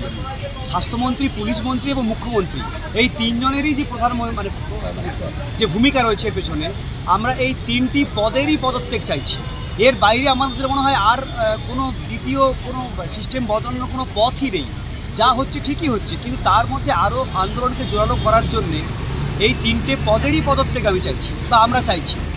আজকে তোমাদের থেকে ঢিলচড়া দূরতেই রেড রোডে শোভাযাত্রা রয়েছে, দুর্গা ঠাকুরের কার্নিভাল রয়েছে, সেখানে তোমরা কার্নিভাল দেখেছো রানী রাসমণি রোডে, কি বলবে এটা নিয়ে?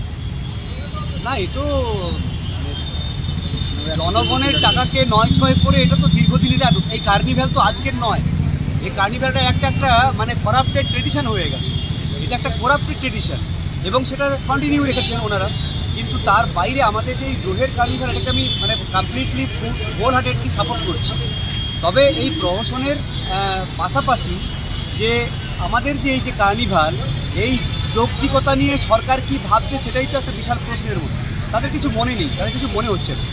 কখনো বলছে যে সাধারণ মানুষ যখন আন্দোলন করবে তখন সেটা জড়ো হওয়া যাবে না, কিন্তু যখন উৎসবে মেতে উঠবে সবাই যখন এইরকম একটা দুর্দিনে, রাজ্যের একটা দুর্দিনে যখন সবাই সেটাকে পালন করবে, সেটাকে উদযাপন করবে, সেই জিনিসটাকে সাপোর্ট করছে সরকার। এগুলো আমরা একটা সমাজের অধিবাসী, একটা রাজ্যের অধিবাসী, এগুলো মেনে নেওয়া যায়। আর একটা বিষয় যে তোমাদের কার্নিভাল যেখানটা করছে তার থেকে ঢিলচড়া দূরত্বে একদম ওদের কার্নিভালকে আটকাচ্ছে না। তো এই বিচারিতা, রাজ্যের এই বিচারিতা সব জায়গাতে আপনারা দেখতে পাবেন যে কীভাবে আন্দোলন দমন করা যায়, কীভাবে যারা কথা বলছে তাদের মুখ বন্ধ করা যায়। এই চেষ্টা সবসময় আমাদের রাজ্যের যিনি প্রধান মাথায় বসে আছেন, মুখ্যমন্ত্রী, নাম নিতে কোনো অসুবিধা নেই, উনি সবসময় করে এসেছেন, আজকে নতুন না। তাই এগুলো দেখে বঙ্গবাসী বলুন, পশ্চিমবঙ্গবাসী বলুন, এগুলো অভ্যস্ত হয়ে গিয়েছে। তবে এগুলো আরেকটা নতুন করে মাত্রা যোগ করছে, যে স্বৈরাচারিতা কাকে বলে সেটাকে আরেকটা নতুন করে রূপ দেওয়া হচ্ছে, আর কিছু। জুনিয়র চিকিৎসকদের আমরণ অনশন চলছে এবং ধর্মতলায় লাগাতার বসে রয়েছেন অনশনকারীরা। এর মধ্যে একে একে অনেকে অসুস্থ হয়ে পড়ছেন, হাসপাতালের চিকিৎসাধীন। এখনো পর্যন্ত 12 জন জুনিয়র চিকিৎসকরা আমরণ অনশনে বসেছেন। আরও বিস্তারিত জানবো, সরাসরি চলে যাব নিউজ রুমে। রয়েছেন আমাদের ডিস্ট্রিক্ট ইনচার্জ উৎপল দাস। উৎপল দা, একেবারে যে 12 জন অনশনকারীরা, তারা শুধুমাত্র এই 12 জন অনশনকারীরা নয়, তার মধ্যেও জুনিয়র চিকিৎসক ও চিকিৎসক মহল প্রত্যেকেই রয়েছেন যে তাদের দাবি দাওয়া পূরণ করতে হবেই। এবং এর মধ্যে আমরা দেখতে পাচ্ছি যে অনেকেই অসুস্থ হয়ে পড়ছেন, কিন্তু তারপরও তারা কিন্তু তাদের দাবিতে অনড় রয়েছেন। দেখো, এই যে জুনিয়র ডাক্তারদের যে আমরণ অনশন, সেই অনশনের যে সময়, সেই সময়সীমা কিন্তু 229 ঘন্টা পেরিয়ে গেছে, যেটা প্রতি ঘন্টা হিসাবে তারা কিন্তু আপডেট, যেইভাবে প্রত্যেকটা যারা অনশনকারী তাদের যে শারীরিক অবস্থা, সমস্ত বিষয়টাই তারা আপডেট দিচ্ছে। সেই আপডেট দেখা যাচ্ছে যে এখনও পর্যন্ত 12 জন মোট অনশনে বসেছে। তার মধ্যে তুমি যেটা বলছিলে যে কলকাতায় রয়েছে 9 জন এবং শিলিগুড়িতে রয়েছে, উত্তরবঙ্গে রয়েছে 3 জন, এবং এদের মধ্যে 3 জন কিন্তু অসুস্থ হয়ে তারা হাসপাতালে ভর্তি, এবং প্রত্যেক দিন কিন্তু তাদের যে শারীরিক অবস্থা, সেই অবস্থার অবনতি ঘটছে। এবং পাশাপাশি এই যেইভাবে জুনিয়র চিকিৎসকরা যা তাদের যে 10 দফা দাবি, সেই 10 দফা দাবি এখনও পর্যন্ত মানতে কিন্তু অনড়। যদিও গতকাল জুনিয়র চিকিৎসক সমাজের সঙ্গে রাজ্যের মুখ্য সচিব মনোজ পান্তের বৈঠক হয় এবং সেই বৈঠকের পরে যেটা বললো যে সমস্ত বিষয় মানা হলেও 3টি বিষয় নিয়ে কিন্তু এখনও পর্যন্ত মতৈক্য রয়েছে। সেই মতৈক্যর বিষয়টি না কাটলেও যদিও জুনিয়র চিকিৎসকদের দাবি যে এই যে 3টি বিষয় তারা কিন্তু কোনো একটা নির্দিষ্ট সময়সীমা চাইছেন যে 3 মাস 6 মাস বা 1 বছরের মধ্যে তাদের যে দাবি রয়েছে সেই দাবিগুলো মানা হবে, এরকম একটা যে স্বীকারোক্তি, সেই স্বীকারোক্তি চাইছেন। তবে সরকারের পক্ষ থেকে সেরকম কোনো স্বীকারোক্তি এখনও পর্যন্ত তারা পায়নি। এই 10 দফা দাবির মধ্যে 7 দফা দাবি কিন্তু সরকার পক্ষ মেনে নিল, 3 দফা দাবি নিয়ে কিন্তু এখনও অনড় এই আন্দোলনরত চিকিৎসকেরা। যদিও সরকারের পক্ষ থেকে বারংবারই বলা হচ্ছে যে এই জুনিয়র চিকিৎসক যারা অনশন করছে, যারা আমরণ অনশনে বসেছে, তাদের যে অনশন তুলে নেওয়ার জন্য এবং তাদের যে স্বাভাবিক জীবন অর্থাৎ রোগী পরিষেবা দেওয়ার, সেই রোগী পরিষেবা দেওয়ার জন্য আহ্বান জানিয়েছেন। কিন্তু যেটা চিকিৎসক মহল থেকে জানানো হচ্ছে তাদের যে এই 10 দফা দাবি, এই 10 দফা দাবি যতক্ষণ না মানা হবে ততক্ষণ পর্যন্ত কিন্তু তারা এইভাবে আমরণ অনশন শুরু করবে। যদিও আমরা প্রথম দিকে দেখেছিলাম 6জন চিকিৎসক, জুনিয়র চিকিৎসক, তারা এই আমরণ অনশনের কর্মসূচি শুরু করেন। এরপরে কিন্তু ধাপে ধাপে সেই সংখ্যা বেড়ে দাঁড়ায় 12তে এবং এই যে মানে জুনিয়র চিকিৎসক বা এই যে জুনিয়র চিকিৎসকদের যে অনশন, এই ধর্ণা মঞ্চে পুজোর মধ্যেও কিন্তু বহু যারা মানুষ তারা কিন্তু এই অনশন মঞ্চে যান এবং তাদেরকে উৎসাহিত করেন এবং তাদের সঙ্গে রয়েছে তাদের যে জুনিয়র চিকিৎসকদের যে আন্দোলন, সেই আন্দোলনে যে নাগরিক সমাজ রয়েছে, সেই নাগরিক তার বার্তা কিন্তু পুজোর মধ্যেও প্রত্যেকটি দিন কিন্তু আমরা দেখেছি যে প্রত্যেক দিন পুজোর মধ্যেও কিন্তু এই অনশন মঞ্চে গেছেন এবং তাদের সঙ্গে সময় কাটিয়েছেন, তাদের সঙ্গে আন্দোলন করেছেন।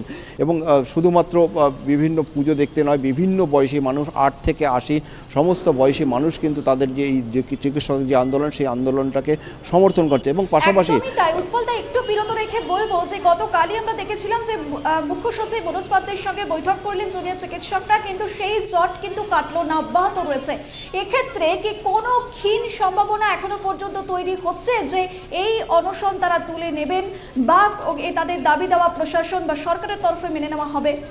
দেখো, সরকারের পক্ষ থেকে গতকাল মুখ্য মনোজ পান্তের সঙ্গে তার জুনিয়র চিকিৎসকদের মিটিং সভা বৈঠক হয় এবং সেই বৈঠকে যেটা তোমায় বলছিলাম যে এই জুনিয়র চিকিৎসকের যে 7 দফা দাবি, সেই 7 দফা দাবি, এই 10 দফা দাবি, এই 10 দফা দাবির মধ্যে 7 দফা দাবি কিন্তু মেনে নিয়েছে সরকার, কিন্তু বাকি রয়েছে 3 দফা দাবি। সেই 3 দফা দাবি না মানা হলে জুনিয়র চিকিৎসকরা তারা কিন্তু তাদের যে অনশন, সেই অনশন প্রক্রিয়া সরাবেন না। যদিও সরকারের পক্ষ থেকে বলা হচ্ছে যে 3 দফা দাবি নিয়ে তাদের যে আন্দোলন, তাদের যে সেটা কিন্তু এত তাড়াতাড়ি সম্ভব নয়, সেটা একটা বিশেষ প্রক্রিয়ার মধ্যে দিয়ে করতে হয়। কিন্তু জুনিয়র চিকিৎসকদের পাশাপাশি যে জুনিয়র চিকিৎসকরা দাবি করছেন যে এই যে 3 দফা দাবি, যেই 3 দফা দাবি নিয়ে তাদের মধ্যে সঙ্গে যে সরকারের মতৈক্য এখনও তৈরি হয়নি, এই 3 দফা দাবির জন্য একটি নির্দিষ্ট সময়সীমা বেঁধে দেওয়া হোক এবং সেই সময়সীমা কিন্তু সরকারের পক্ষ থেকে বেঁধে দেওয়ার কোনো রকম পরিকল্পনা বা সেরকম কোনো আভাস এখনও পর্যন্ত জুনিয়র চিকিৎসকদের দেয়নি।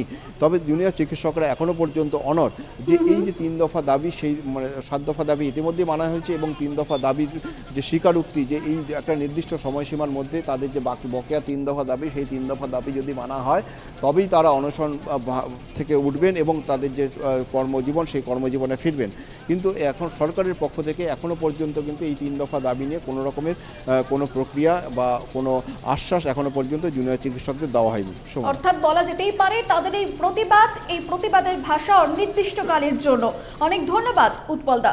টেলিফোন লাইনে ছিলেন আমাদের ডিস্ট্রিক্ট ইনচার্জ উৎপল দাস। এবং যে খবরের দিকে আমরা নজর রেখেছি, ধর্মতলায় যেখানে অনশন চলছে 12 জন জুনিয়র চিকিৎসকরা, তারা এখনো পর্যন্ত অনশনে রয়েছেন এবং তাদের মধ্যে অনেকে অসুস্থ হয়ে পড়ছেন, চিকিৎসাধীন রয়েছে, কিন্তু তাদের দাবি দাওয়া নিয়ে এখনো পর্যন্ত তারা অনড় রয়েছেন এবং তাদের যতক্ষণ না তাদের দাবি দাওয়া পূরণ করছে সরকার বা প্রশাসন, সেইভাবে তারা অনশন কিন্তু চালিয়ে যাবেন।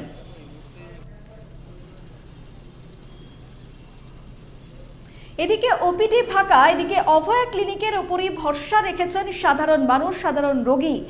এই ছবি ধরা পড়ছে বা চুঁচুড়া ইমামবাড়া জেলা হাসপাতালে আজও আইএমএ টাকা সিজওয়ার্ক চলছে এবং ওপিডিতে বসছেন না কোনো চিকিৎসক। তবে রোগীর অসুবিধা যাতে না হয় তার জন্য হাসপাতালে জরুরি বিভাগের সামনে মঞ্চ বেঁধে চালাচ্ছেন অনশন এবং অন্যদিকে রোগী দেখার কাজ পাশাপাশি চলছে। জুনিয়র ডাক্তারদের অনশন আন্দোলনকে সংহতি জানিয়ে আইএমএ 2 দিনের কর্মবিরতির ডাক দেয় সমস্ত হাসপাতালে এবং সেই মতো হুগলি চুচুড়া আইএমএ এবং ইমামবাড়া হাসপাতালে চিকিৎসকরা কর্মবিরতি করছেন।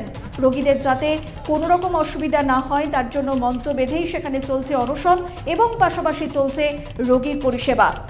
ওপিডি ফাঁকা রয়েছে, এদিকে অভয়া ক্লিনিকে উপচে পড়া ভিড়। সেই ছবি আপনাদের দেখাচ্ছি। চুচুড়া ইমামবাড়া জেলা হাসপাতালে আজও কর্মবিরতির ডাক আইএমএর তরফে। বিভিন্ন জায়গায় জেলা হাসপাতালগুলিতে কর্মবিরতির ডাক দেওয়া হয়েছে আপনারা জানেন, এবং সেই মতোই চুচুড়া ইমামবাড়া সেখানেও কিন্তু বন্ধ রয়েছে ওপিডি সহ বিভিন্ন পরিষেবা। তবে মঞ্চ বেঁধেই সেখানে অনশনের পাশাপাশি চলছে তাদের এই রোগী পরিষেবা। অভয় ক্লিনিকে উপচে পড়া ভিড়, সেই ছবি আপনাদের সামনে রাখছি।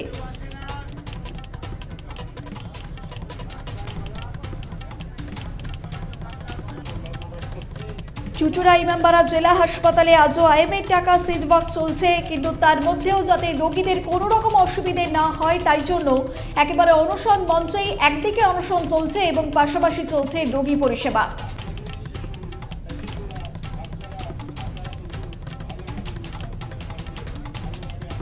ওপিডি ফাঁকা রয়েছে, কিন্তু অভয়া ক্লিনিকে উপচে পড়া ভিড় লক্ষ্য করা যাচ্ছে। চুচুড়া ইমামবাড়া জেলা হাসপাতালের ছবি আপনাদের সামনে রাখছি। আপনারা জানেন যে আইএমএর তরফ থেকে 2 দিনের কর্মবিরতির ডাক দেওয়া হয়েছে এবং প্রতীকী অনশন করছেন বিভিন্ন জেলা হাসপাতালগুলিতে, সেই ছবি লক্ষ্য করা যাচ্ছে। তেমনই চুচুড়া ইমামবাড়া হাসপাতালে সেখানেও কিন্তু অনশন চলছে, বিভিন্ন রকম পরিষেবা বন্ধ রয়েছে, কিন্তু মঞ্চ বেঁধেই তারা অনশনের পাশাপাশি রোগী পরিষেবাও দিচ্ছেন যাতে রোগীদের কোনো রকম অসুবিধে না হয়।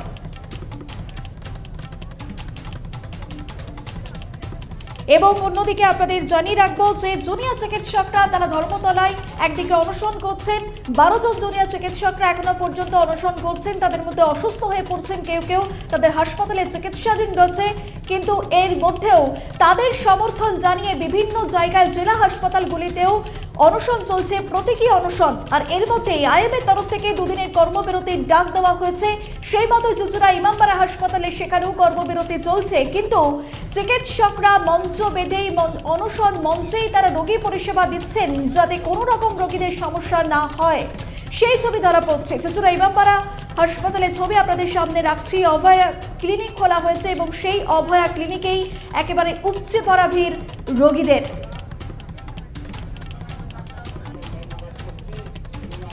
কি জানাচ্ছেন চিকিৎসকেরা, শুনুন। আমরা আজকেও একে অপর পরিষেবা রেখেছি কালকের মতোই। আমরা এখানে যারা বহির্বিভাগে দেখাতে এসেছিলেন, বহির্বিভাগ সম্পূর্ণভাবে বন্ধ থাকার জন্য আমরা এখানে অভয়া ক্লিনিক চালু করেছি এবং সেখানে সমস্ত স্পেশালিস্ট ডাক্তারবাবু, জেনারেল ডাক্তারবাবু তারা সবাই রয়েছে, তারা পরিষেবা দেওয়ার চেষ্টা করছেন। কিছু অসুবিধা মানুষের হচ্ছে, কিন্তু আমরা চেষ্টা করছি যতটা সম্ভব তাদের এই অসুবিধা কম হয় সেটা ব্যবস্থা করছি, এবং তার সাথে সাথে আমরা এমার্জেন্সি সার্ভিসটা পুরোপুরি চালিয়ে যাচ্ছি। তার ফলে যেটা হচ্ছে সেটা হচ্ছে যে হাসপাতালের পরিষেবা প্রায় পুরোটাই চালু রয়েছে।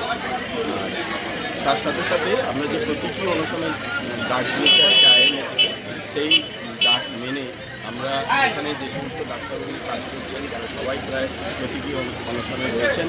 অন্তত 15 জন ডাক্তারবাবু প্রতীকী অনশনে রয়েছেন। তারা সকাল 8টা থেকে রাত 8টা পর্যন্ত অনশন করবেন এবং এই আমাদের যে জুনিয়র ডাক্তারদের আন্দোলন, সেই আন্দোলনকে তারা সমর্থন করছে এবং যাতে এই আন্দোলন আরও বেশি উজ্জীবিত হয় সেই জন্য চেষ্টা করা হচ্ছে।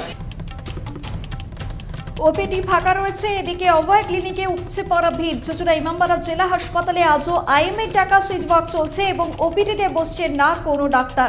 তবে রোগীদের যাতে কোনো অসুবিধে না হয় তাই অনশন মঞ্চেই মঞ্চ বেঁধে চলছে রোগী পরিষেবা। সেখানে উপচে পড়া ভিড় অভয়া ক্লিনিকেই এবার ভরসা হয়ে দাঁড়িয়েছে সাধারণ মানুষের। সাধারণ রোগীদের লাইন দিয়ে তারা দাঁড়িয়ে রয়েছেন, রোগী পরিষেবা নিচ্ছেন অনশন মঞ্চ থেকেই।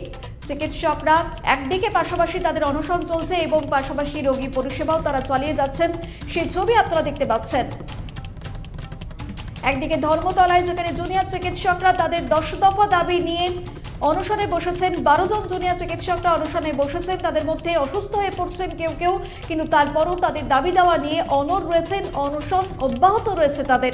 আর তাদেরই সমর্থন জানিয়ে বিভিন্ন জেলা হাসপাতালের চিকিৎসকরা তারাও প্রতীকী অনশন করছেন। এবং অন্যদিকে আইএমএর তরফ থেকে দুদিনের কর্মবিরতির ডাক দেওয়া হয়েছে এবং সেই মতোই চুচুড়া ইমামবাড়া হাসপাতালে লক্ষ্য করা গেল, যেখানে চিকিৎসকরা এই অনশনের ডাক দিয়েছেন এবং সেই অনশনের মধ্যেও তারা রোগী পরিষেবা চালিয়ে যাচ্ছেন যাতে রোগীদের কোনো রকম অসুবিধে না হয়। তাই অনশন মঞ্চেই চলছে রোগী পরিষেবার কাজ। একেবারে লাইন দিয়ে ওই অভয়া ক্লিনিকেই তারা ভরসা রেখেছেন, পরিষেবা নিচ্ছেন চিকিৎসকদের থেকে।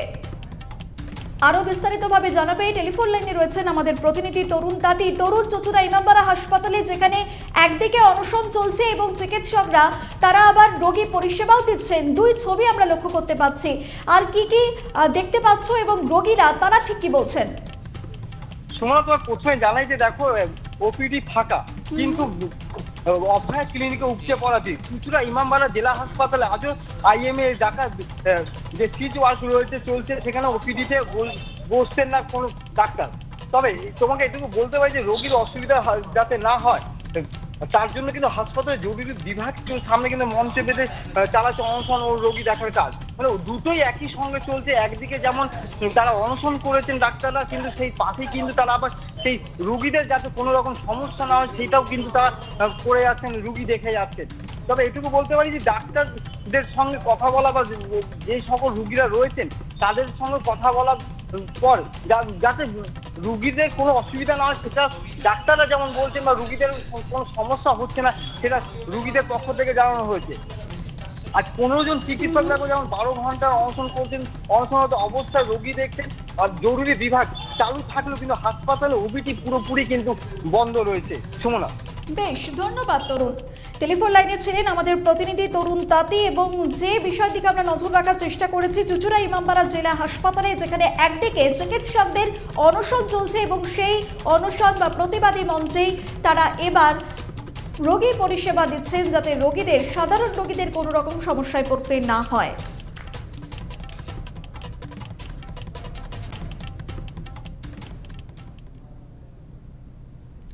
এদিকে ভাঙনের জেরে এবার তলিয়ে গেল সিভিক ভলেন্টিয়ার সহ আরো একজন, এমনটাই খবর পাওয়া যাচ্ছে। আপনাদের জানিয়ে রাখবো, যেখানে ভাঙনে তলিয়ে গেল সিভিক ভলেন্টিয়ার সহ আরো একজন।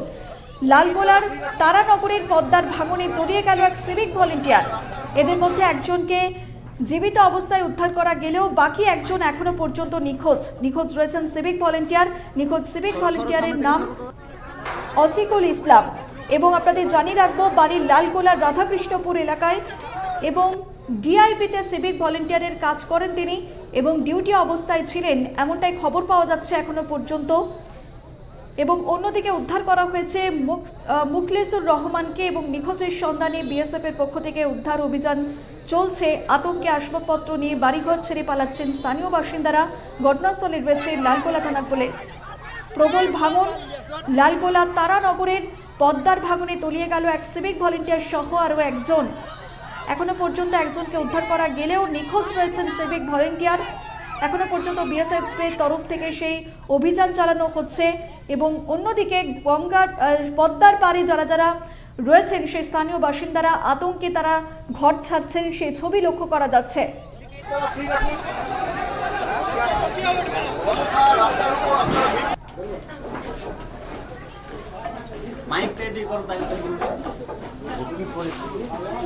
সরো সামনে থেকে সরো।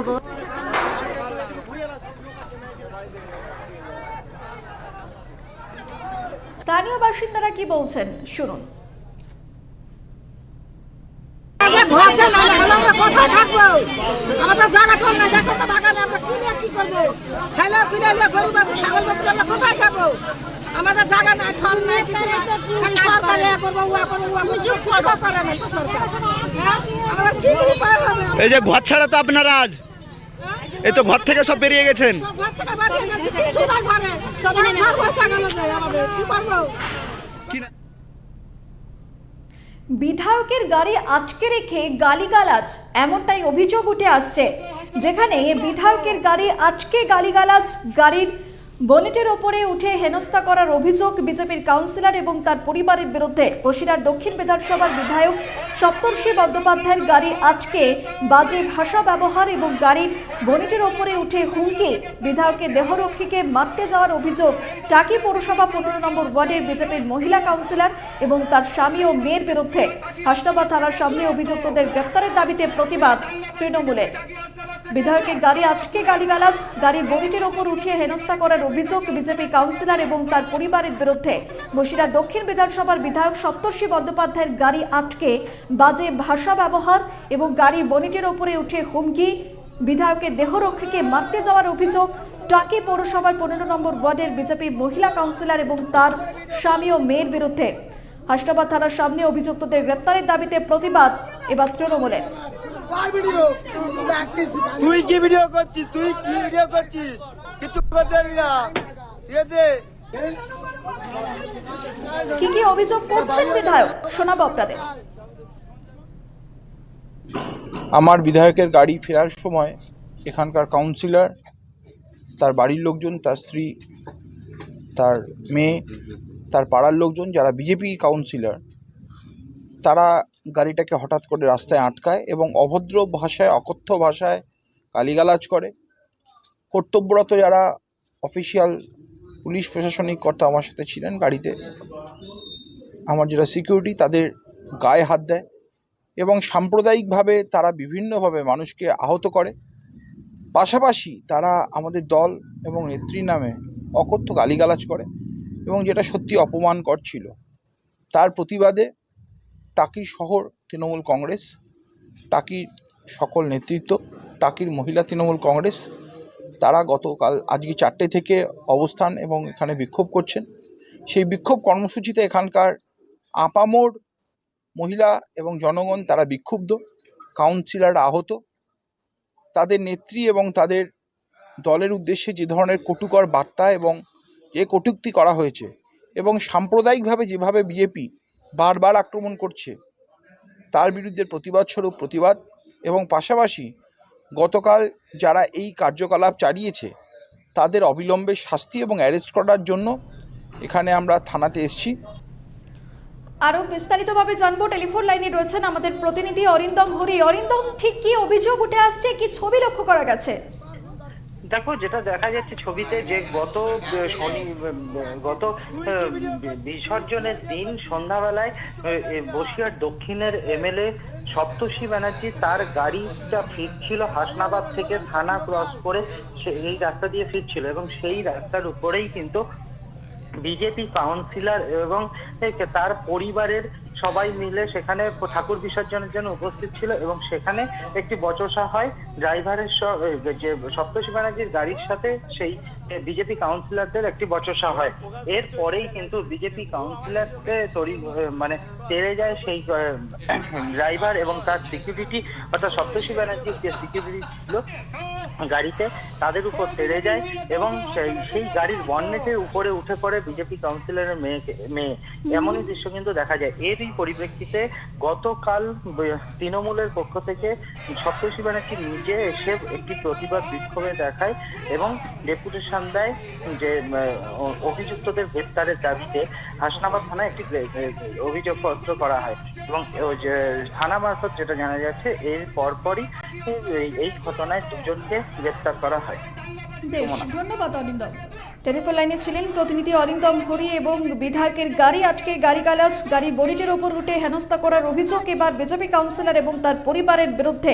বসিরহাট দক্ষিণ বিধানসভার বিধায়ক সপ্তর্ষি বন্দ্যোপাধ্যায়ের গাড়ি আটকে বাজে ভাষা ব্যবহার এবং গাড়ির বনেটের ওপর উঠে পড়ে, এমনটাই অভিযোগ উঠে আসছে। এবং টাকি পৌরসভার 15 নম্বর ওয়ার্ডের বিজেপি মহিলা কাউন্সিলর এবং তার স্বামী ও মেয়ের বিরুদ্ধে অভিযোগ ওঠে। হাসনাবাদ থানার সামনে অভিযুক্তদের গ্রেপ্তারের দাবিতে প্রতিবাদ তৃণমূলের। এদিকে এখনো পর্যন্ত খবর মিলেছে যে হাসনাবাদ থানার পুলিশ ইতিমধ্যে গ্রেপ্তার করেছে।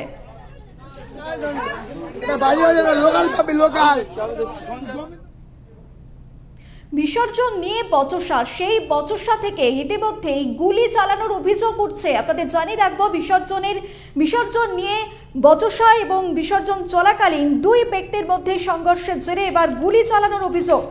ঘটনাটি ঘটেছে সোনারপুর থানা এলাকায় তালপুকুরে। বিসর্জন চলাকালীন দেবাশিস কয়াল এবং হরেকৃষ্ণ প্রামাণিকের মধ্যে ঝামেলা বাঁধে এবং ঘটনায় আহত হয় দেবাশিস। হঠাৎই হরেকৃষ্ণ বন্দুক নিয়ে এসে গুলি চালায় এমনটাই অভিযোগ।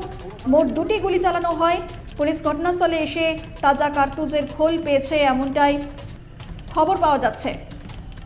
বিসর্জন চলাকালীন 2 ব্যক্তির মধ্যে সংঘর্ষ, আর সেই সংঘর্ষের জেরে এবার গুলি চালানোর অভিযোগ। ঘটনাটি ঘটেছে সোনারপুর থানা এলাকার তালপুকুরে। বিসর্জন চলাকালীন দেবাশিস কয়াল এবং হরেকৃষ্ণ প্রামাণিকের মধ্যে ঝামেলা বাঁধে এবং সেখানেই আহত হন দেবাশিস। হঠাৎই হরেকৃষ্ণ বন্দুক নিয়ে এসে গুলি চালায় এমনটাই অভিযোগ। মোট 2টি গুলি চালানো হয় এমনটাই খবর পাওয়া যাচ্ছে এবং ঘটনাস্থলে পুলিশ পৌঁছয় এবং সেখান থেকে উদ্ধার করে তাজা কার্তুজের খোল।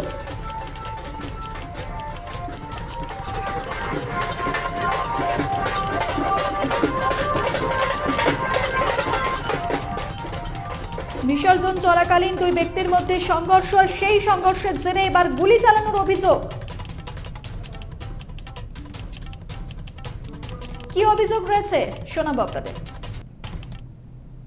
ওই এখানটা একটু সামান্য একটা গন্ডগোল হয়, গন্ডগোলের পরে আমরা সব ফাঁকে দিচ্ছি। ওই তোমার হরেকৃষ্ণ হঠাৎ দেখি এখান থেকে ছুটে গিয়ে 2খানা চেম্বার নিয়ে যায়। চেম্বার মানে বন্দুক, পিস্তল একটা উপরে ফায়ার করে। ফায়ার করার পরই এবার বুড়োরা মারতে যায়। তখন আমি দৌড়ে সামনে আসি, আর তুই আমারে মার, তুই ওরা মারতেই যাচ্ছিস কেন? তখন ওই ফেরাটা টানতে গিয়ে তখন দেখি একটা গুলি পড়ে যায়। তখন ওর সামনেই গুলিছি। গোড়াবার পরেই আমি ওরা লুঙ্গি খেয়েছি, ওরা একটা পিস্তল কেটে নেবো বলে তখন ও ছুট মেরে পালিয়ে আমরা দল বেঁধে বলে চ দেখি কী হয়েছে, ওখানে যাই ওখানে গিয়ে বুড়োকে ফের আবার চালা কাঠে বাড়ি উদম মেরেছে। তবু আমরা কিচ্ছু বলিনি। যখন পুলিশের খবর দেওয়া হয়েছে প্রশাসনের, তখন আমরা কেউ গায়ে হাত দিইনি। যে আমরা গায়ে হাত দিলে আমাদের প্রশাসন বলে তোমরা আমাদের গায়ে হাত দিয়ে তোমরা প্রশাসনকে খবর দিয়েছে কী করে? আজকের আমাদের এখানে বিসর্জন ছিল দুর্গাপুজোর। তো থানা থেকে টাইম ছিল 5টা সাড়ে 5টার মধ্যে করে দিতে হবে বিসর্জনটা। তো আমরা যথারীতি এখানে 3টের মধ্যে বিসর্জনের প্রস্তুতি নিয়ে জাস্ট এখান থেকে এই জায়গা থেকে বিসর্জনটা ক্রস করে আমাদের সামনে একটা পুকুর আছে, ওখানে ঠাকুরটা ফেলার জন্য বিসর্জন এটা বেরিয়ে গেছে। তো এখানে দেবাশিস কয়াল বলে কয়ালপাড়ায় একটা ছেলে আছে। তো তার সঙ্গে এখানে হরেকৃষ্ণ প্রামাণিক, ওর কিছু একটা বাদানুবাদ একটা কিছু হয়, তাতে করে হরেকৃষ্ণ প্রামাণিক ইট দিয়ে বা যে কোনোভাবে ওই জায়গাটায় স্পটে আমি ছিলাম না, কিন্তু যখন ওখানে হয়েছে ও রক্তাক্ত অবস্থায় এখান থেকে ভুরু কেটে যায়। এখানে এসে দাদামায় মারলো। তার মধ্যে হরেকৃষ্ণ প্রামাণিক বাড়ির দিকে চলে গেছে। কিছুক্ষণ পর আমরা এখানে চায়ের দোকানে এখানে বসে আছি। তো হঠাৎ দেখি না হরেকৃষ্ণ প্রামাণিক এলো এই সামনে, এখান থেকে ধরুন আর ওই 50 ফুট দূরে ও 2টো রিভলভার আনলো, এনে এই সঙ্গে সঙ্গে মেরে দেবো উপরে একটা ফায়ার করলো। তা দেবাশিস বলে ছেলেটা সামনেই ছিল।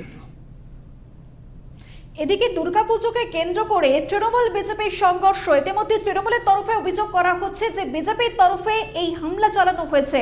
পাল্টা অভিযোগ বিজেপির। ঘটনায় আহত দুপক্ষের 2জন।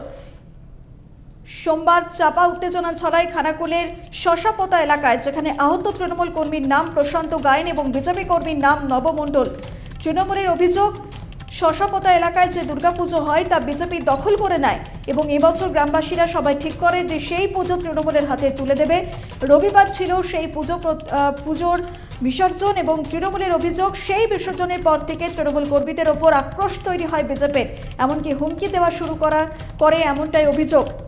দুর্গাপুজোকে কেন্দ্র করে তৃণমূল বিজেপির সংঘর্ষ, বিজেপির পক্ষ থেকে হামলা চালানো হয়েছে এমনটাই অভিযোগ করছে তৃণমূল। এদিকে পাল্টা অভিযোগ বিজেপির। ঘটনায় আহত হয়েছে দুপক্ষের 2জন। কি অভিযোগ রয়েছে শুনুন। দেখুন, গতকাল রাত্রে তৃণমূল নেতা প্রশান্ত গায়েন, তাপস মাখাল সহ আরও কিছু তৃণমূলের হাত নবমণ্ডল নামে একজন আমাদের কার্যকর্তা তার মেরে হাত পা ভেঙে দেয়। কালকে রাত্রে আর অভিযোগ জানাতে পারেনি। সকালবেলায় কালকে রাত্রেও আমায় ফোন করেছিল, আমি ধরতে পারিনি। সকালবেলাও আবার ফোন করেছি, আমি সঙ্গে সঙ্গে থানায় জানাই, এফআইআর করতে বলি, কিন্তু সেই সময় সে এফআইআর করার মতন অবস্থায় ছিল না। প্রচণ্ড শরীর খারাপ ছিল, উঠতে পর্যন্ত পারছিল না।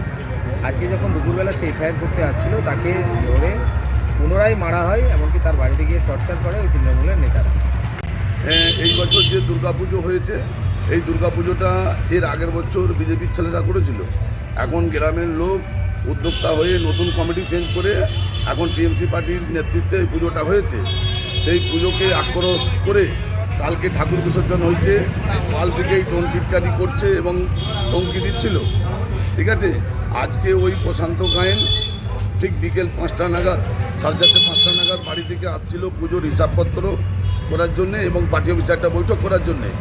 সেই অবস্থায় অতর্কিতে একটি মাচা আছে ওখানে, ঠিক আছে, ওই মাচাতে অতর্কিতভাবে বিজেপির ছেলেরা তার উপর আক্রমণ করে এবং তার গাড়ি ভাঙচুর করে এবং তার সঙ্গে তার বাঁ হাত ভেঙে দিয়েছে এবং তাকে জানে মারার পরিকল্পনা ছিল এবং লোহার পাইপ দিয়ে মেরেছে।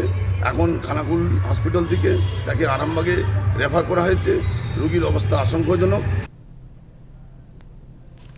দুর্গাপুজোকে কেন্দ্র করে তৃণমূল বিজেপির সংঘর্ষ, তৃণমূলের অভিযোগ বিজেপি হামলা চালিয়েছে, অন্যদিকে পাল্টা অভিযোগ করছে বিজেপি। এদিকে দুপক্ষের তরফেই 2 জন আহত হয়েছেন এখনো পর্যন্ত যা খবর মিলছে। এদিকে থমথমে এলাকায় ঘটনায় দুর্গাপুজোকে কেন্দ্র করে তৃণমূল বিজেপির সংঘর্ষ, ঘটনায় আহত দুপক্ষের 2 জন। আরো বিস্তারিত জানাবে টেলিফোন লাইনে রয়েছেন আমাদের প্রতিনিধি পিন্টু লাগা। পিন্টু, ঠিক কি ঘটনা ঘটেছে, কি জানতে পারছো?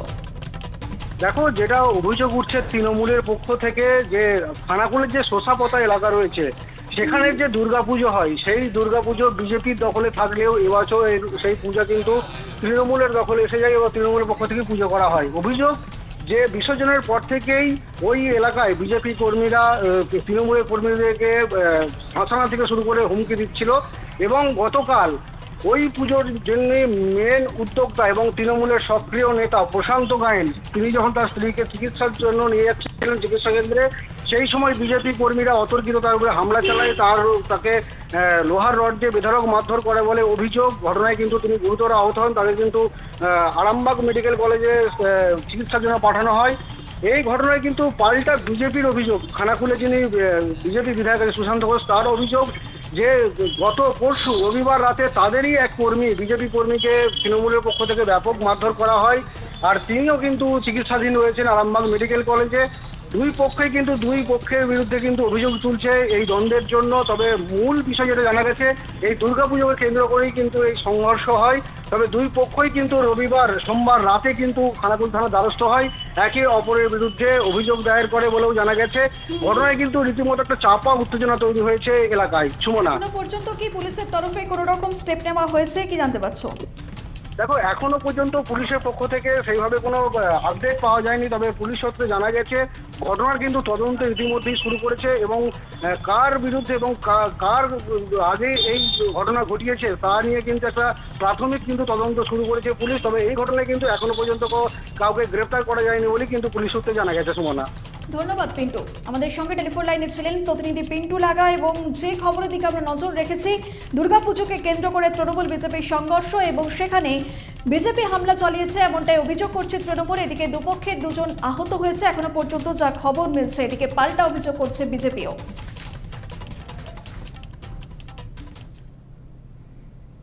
এদিকে দুর্গাপুজোর প্রতিমা নিরঞ্জনকে ঘিরে আবারও সংঘর্ষ তৈরি হলো, যেখানে ইতিমধ্যেই মহিলাদের ওপর মারধর এবং শ্লীলতাহানির অভিযোগ।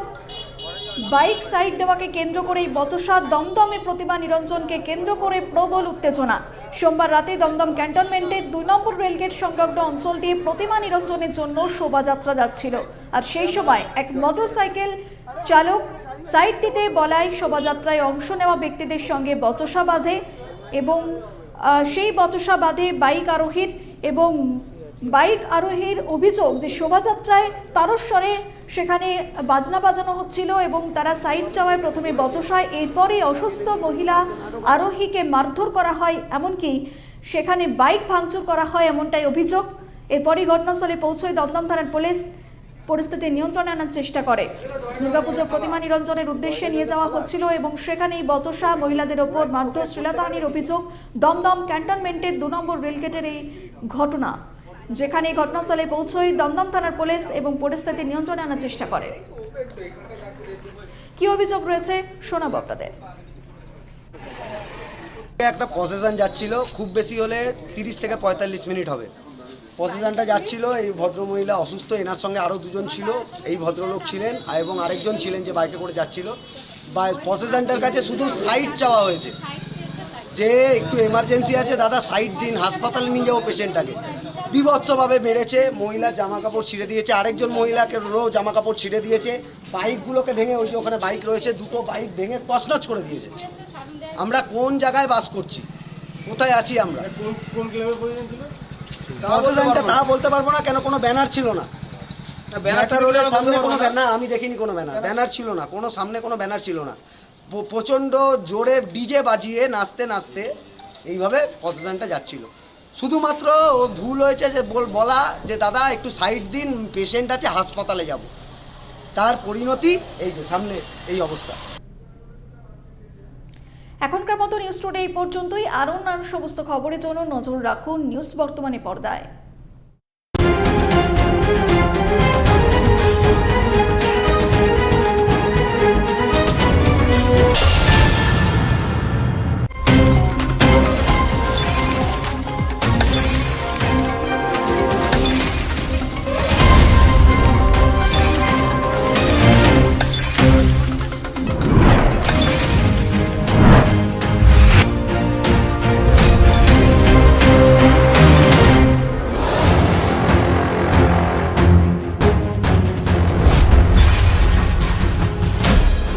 নিউজ বর্তমান, সোজা কথা, ভয় পাই না।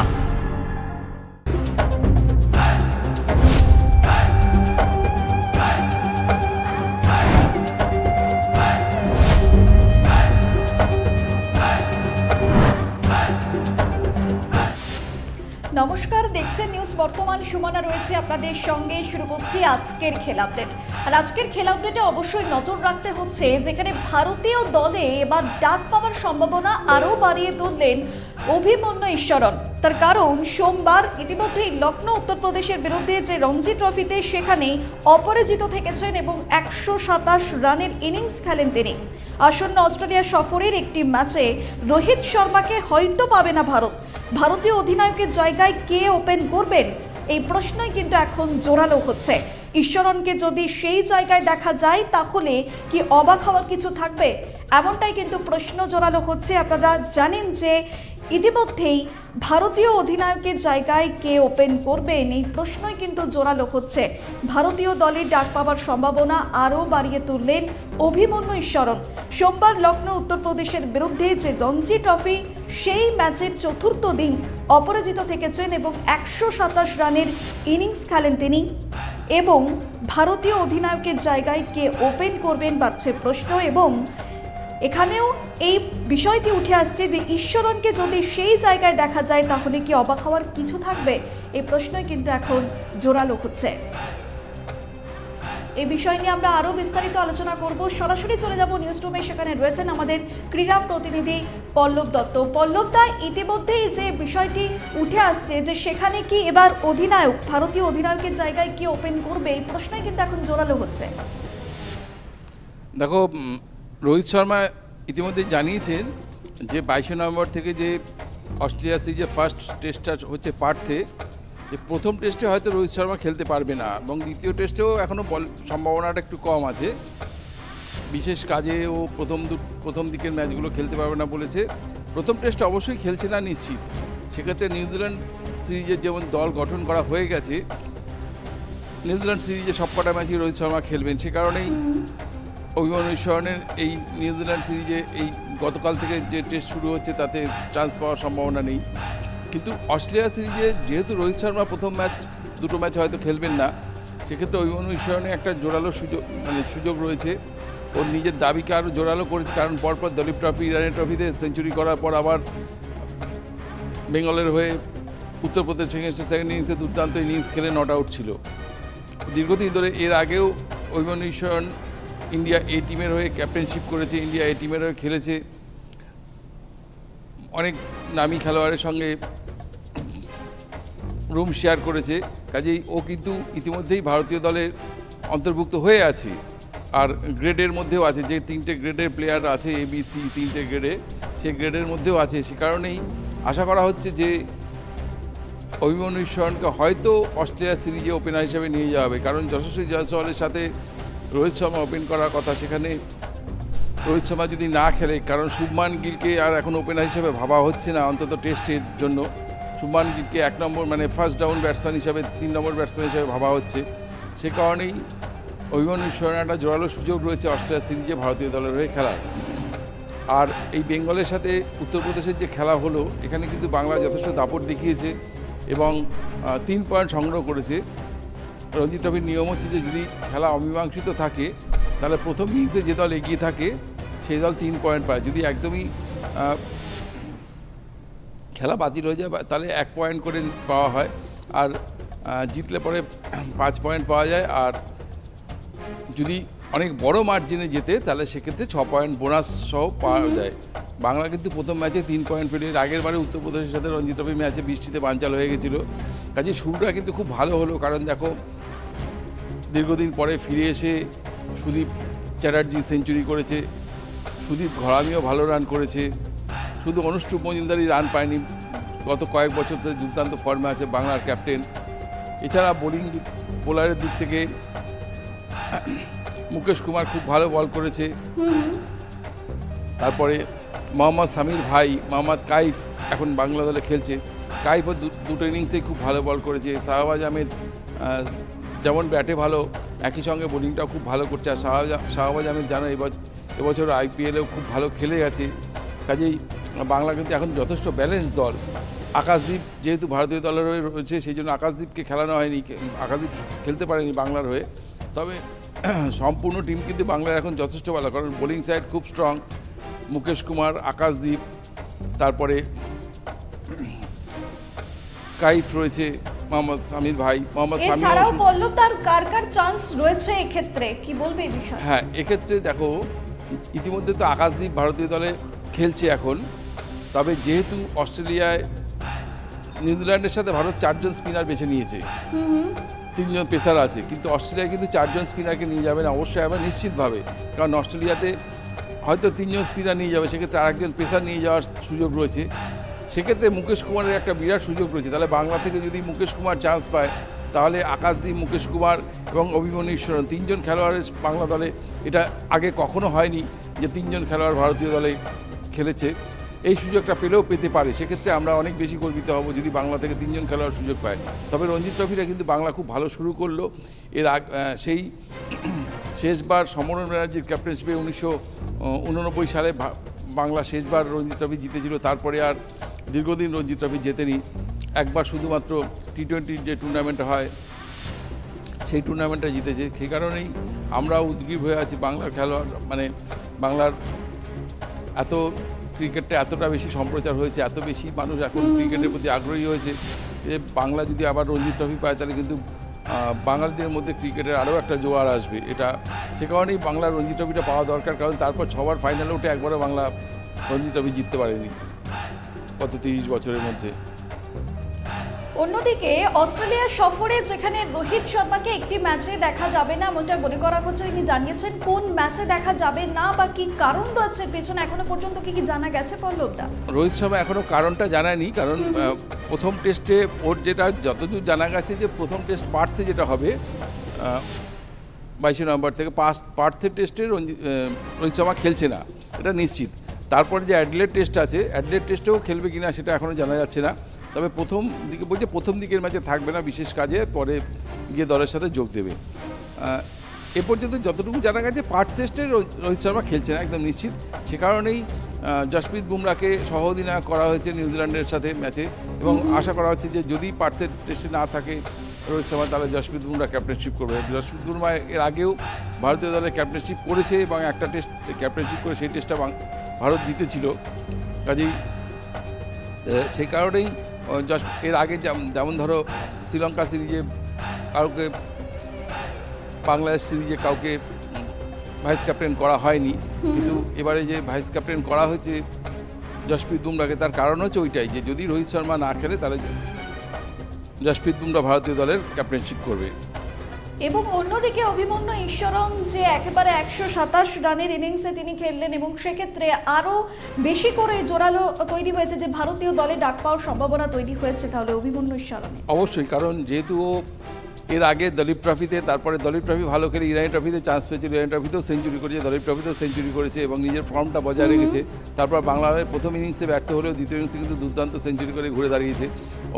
ওর যা ফর্ম রয়েছে তাহলে তাতে ভারতীয় দলে সুযোগ না পেলেই আশ্চর্য হবে, কারণ এই মুহূর্তে অন্য যারা ওপেনার ভারতবর্ষের যারা খেলছে, ওপেনার যারা আছে তাদের মধ্যে অভিমন্যু ঈশ্বরন অবশ্যই অন্যদের থেকে এগিয়ে আছে।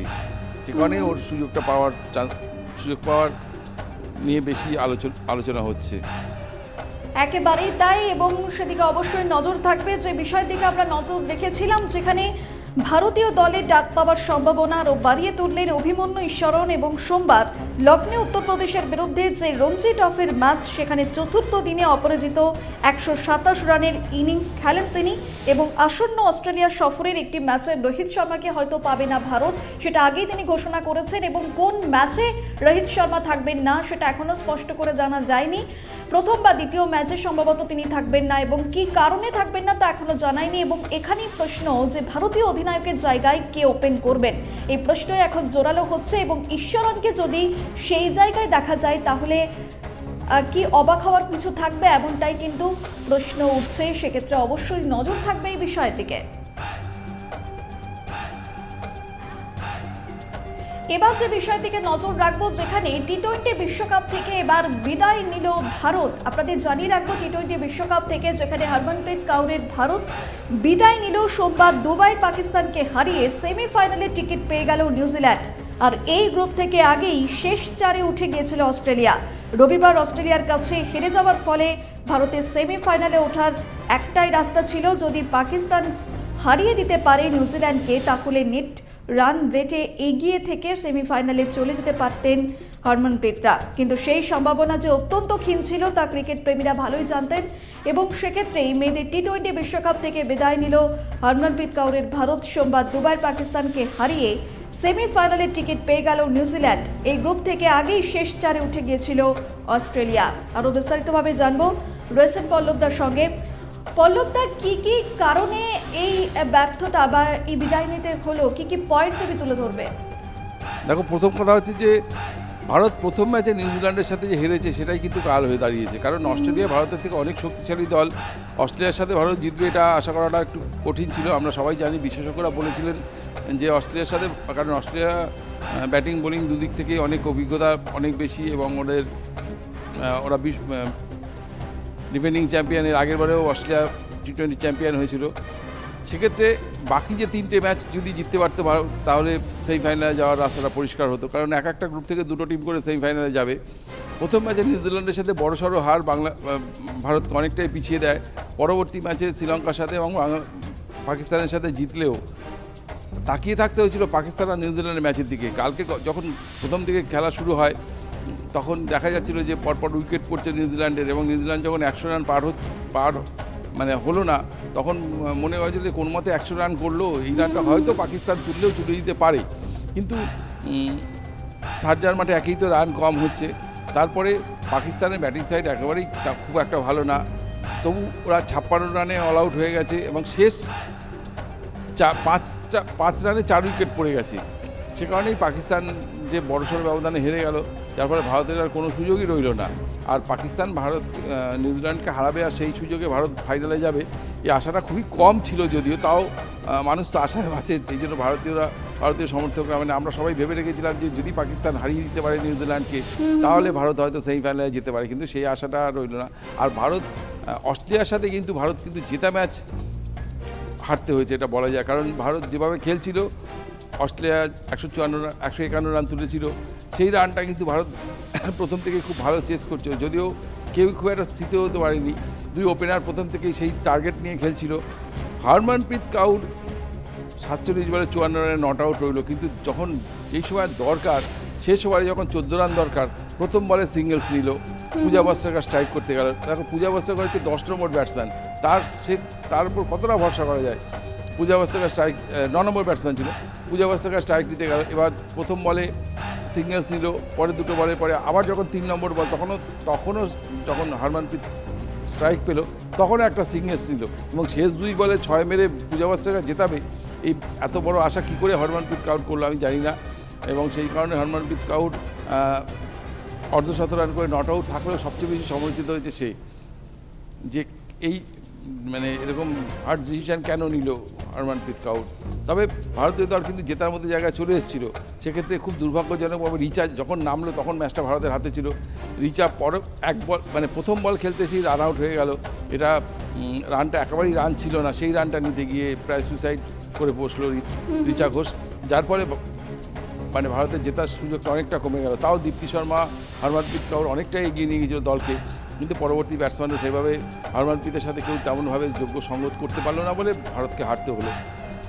নাহলে অস্ট্রেলিয়াকে ভারত প্রায় হারিয়ে দিয়েছিল এবং মাত্র 9 রানে হেরেছে, এবং এই রানটা কিন্তু তুলতে পারতো আর একটু সচেতনের খেলে। অবশ্য কিছুটা দুর্ভাগ্য কাজ করে, ম্যাচ জেতার জন্য একটু সৌভাগ্য দরকার হয়, কারণ রিচার রান আউটটাই ম্যাচের টার্নিং পয়েন্ট আমার যেটা মনে হয়েছে, কারণ ওই মুহূর্তে বড় স্ট্রোক নেওয়ার ক্ষেত্রে রিচার থেকে যোগ্য খেলোয়াড় আর কেউ ছিল না। অন্যদিকে পল্লব দা, তুমি অনেকগুলো পয়েন্ট বললে যে ব্যর্থতার পিছনের কারণগুলো, এবং অন্যদিকে ক্রিকেট মহল তারা অনেক বিশেষজ্ঞরা তারা বিভিন্ন রকম তত্ত্ব খাড়া করছে। সেই জায়গায় দাঁড়িয়ে পেক পয়েন্ট যদি বলা যায় যে কোন বিষয়টা আরো বেশি করে যার জন্য এই ব্যর্থতাটা আরো এলো?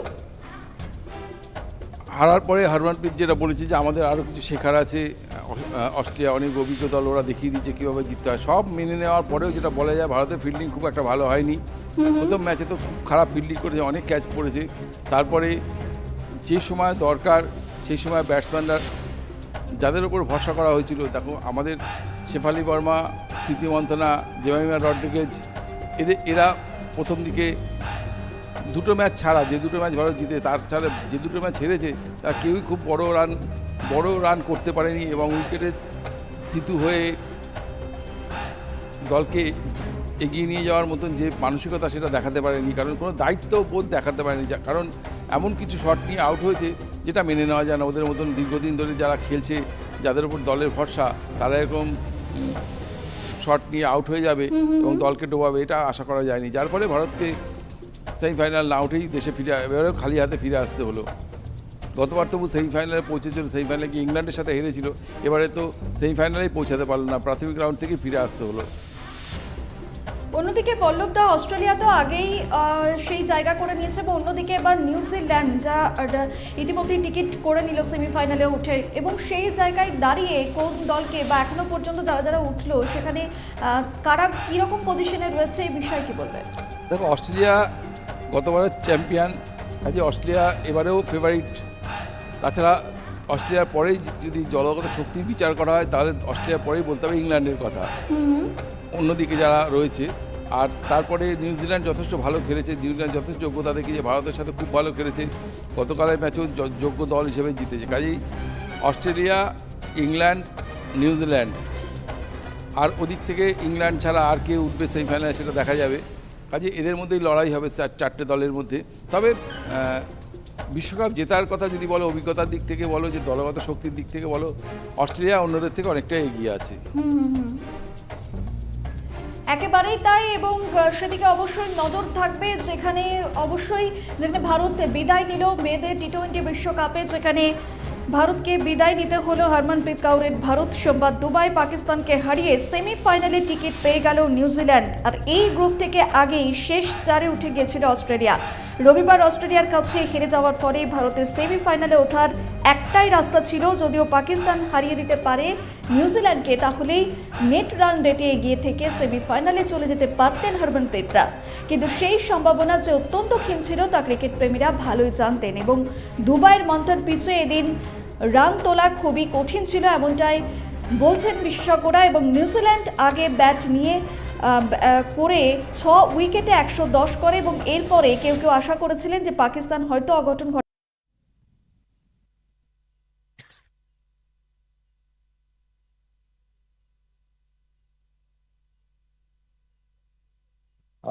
At the first meeting of the NTF, which was held on 27 August 2024, 4 subgroups have been constituted to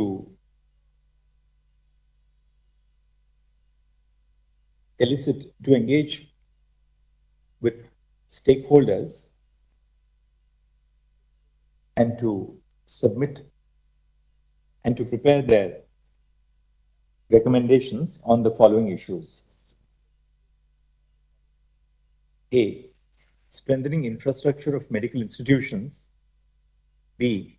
Strengthening security systems in medical institutions. C. Revamping working conditions of healthcare professionals. And D. Strengthening of legal framework across all states. A meeting of all the conveners and member secretaries of the subgroups was held on 9 September 2024. Pursuant to the directions which were issued on 22 August 2024.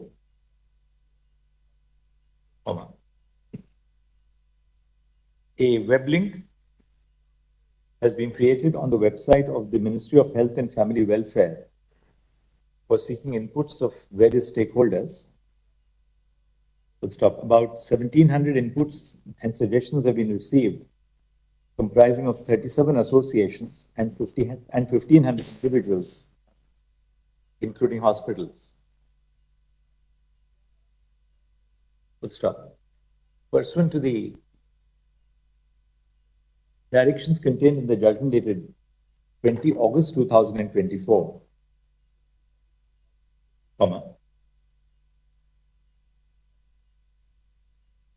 the Ministry of Health and Family Welfare has shared a questionnaire to all states stroke UTs. In pursuance thereof, 7,688 hospitals stroke medical establishments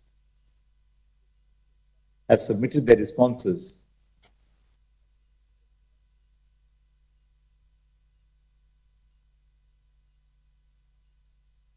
These are being evaluated by the subgroups.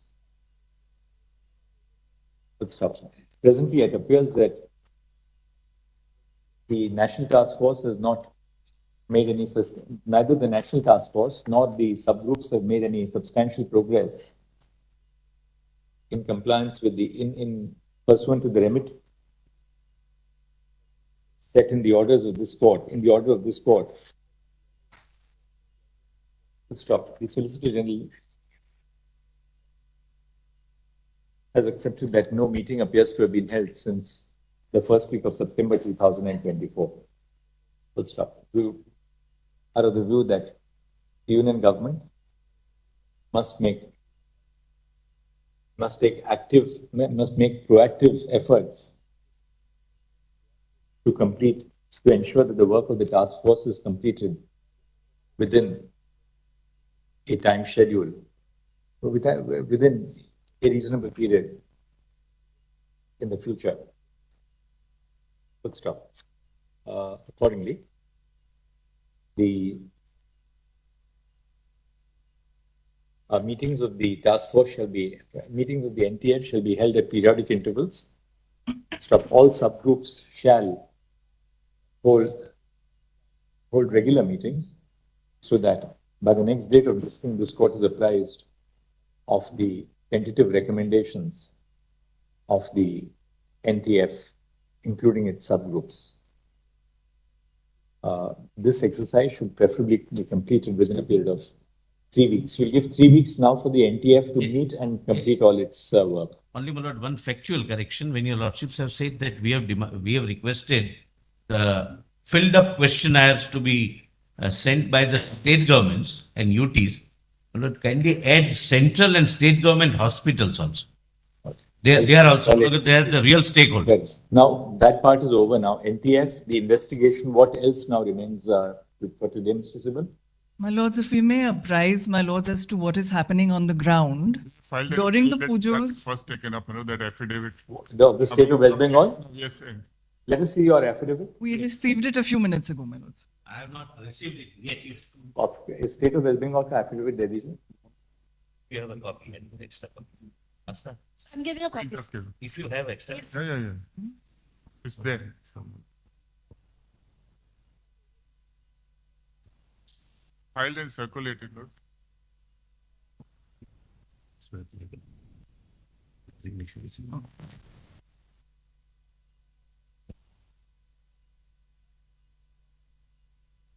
Paragraph 4.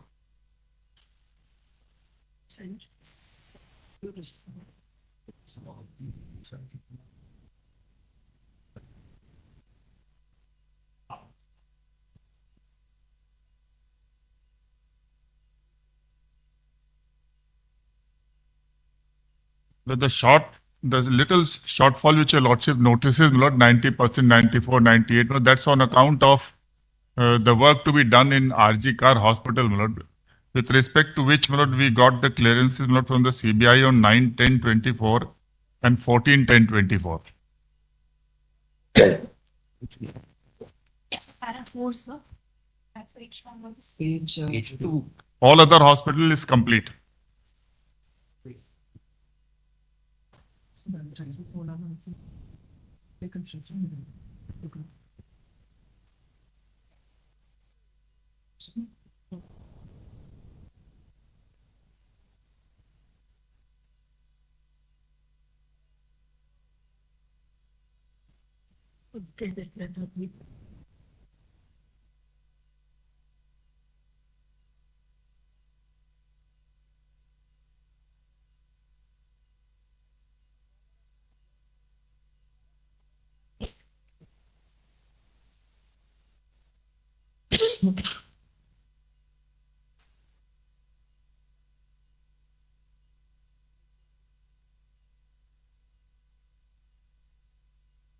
And I have instructions to submit, my lord, that even with regard to RG Car Medical College, the work will be completed by 31st October, my lord.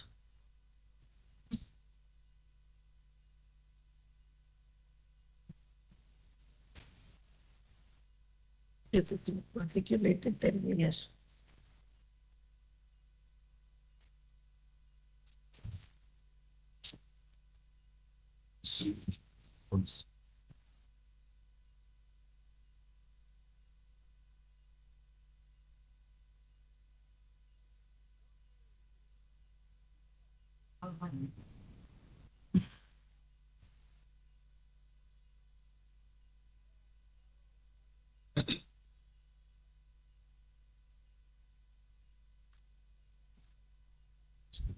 Second.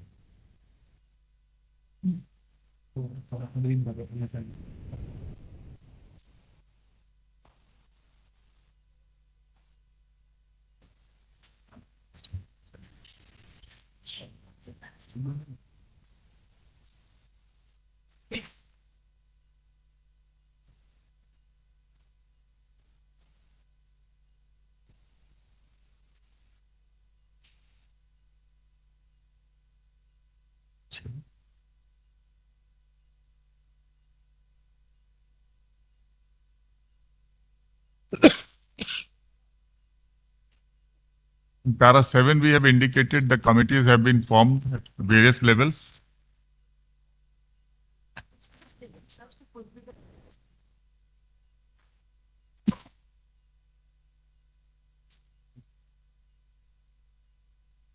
Emergency alarms are also being set up as the meetings, dialogues happened, they desired it, that also is being done. All amount has been, finances have been sanctioned for that purpose. Have biometric access features been installed, in the restrooms of and the critical areas? Yes, that has been procured now, my lord, and that will also be by 31st October. We'll indicate that also has been. So where will they be installed? The biometric facilities? In the restrooms, duty rooms, and wherever the outsiders are not allowed to go. Have you seen the affidavit which has been filed by the state of West Bengal? We have Just received it. No, just received it. My lords, I have had a chance to look through it, even though we just received it. They have now indicated that insofar as the 28 medical colleges other than Ajikor are concerned, they've given us the statistical and breakdown. Additional demands were placed in for 893 duty rooms in see page 2 and 3. They've given us the breakup of duty rooms, washrooms, lighting arrangements, and CCTV installations, where almost 90, some cases 98% or 90% of the work is done. And they are anticipating that will be completed the latest by the 25th of October. For Ajikor also, they have said that they will complete the entire work by 25th of October. 30%. My lords, many of our doctors are government doctors. They are in these hospitals. We have checked with them before, and we have also confirmed after this affidavit arrived, because they are all, watching and available. And nowhere near this level, some beginning has been made, but nowhere near this level of work has been done. And my lords, we do have documents that we have placed on record. Could we pass it over, Master Sir? That demonstrate perhaps the reason why. And the reason why, my lords, may see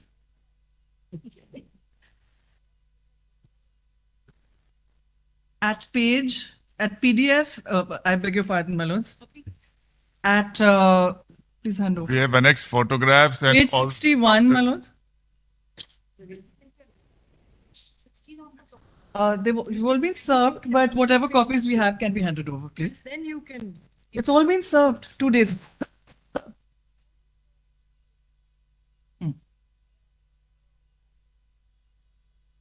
Provided, apart from the statistical details, the budgetary outlays, they've also provided photographs in Annexure A to the work which is being carried We are out. constantly in touch with the doctors associations and committees formed, and so they are inspecting their.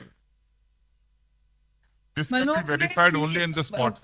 My lords, if I may just point out, and then of course, there will Page be 16 a onwards. response. My lords, at page 59, for example, Of their affidavit. no, 59 of the application that I have handed over. If my lords may look at, that is where the document begins. At page 60, or rather at page 59, the bottom of page 59, it says that administrative approval is for 3 crores 35 lakhs 56,714 only. For example, this is the name of the project is Supply, Installation, Testing and Commissioning of CCTV Surveillance System and Allied Infrastructure for the NRS Medical College and Hospital at AJC Bose Road, Kolkata. Now, my lords may see that the amount There are chargeable head of 300 such accounts- AFS which have been If I may issued. just Not finish. only. The amount is rupee 1 for 2024-2025. And for 2025-2026, the amount is 3 crores 35 lakhs 56,713.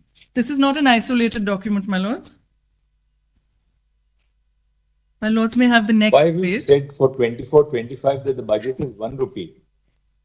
There are about 8 Yes, documents. And these are their documents, my lord. yes.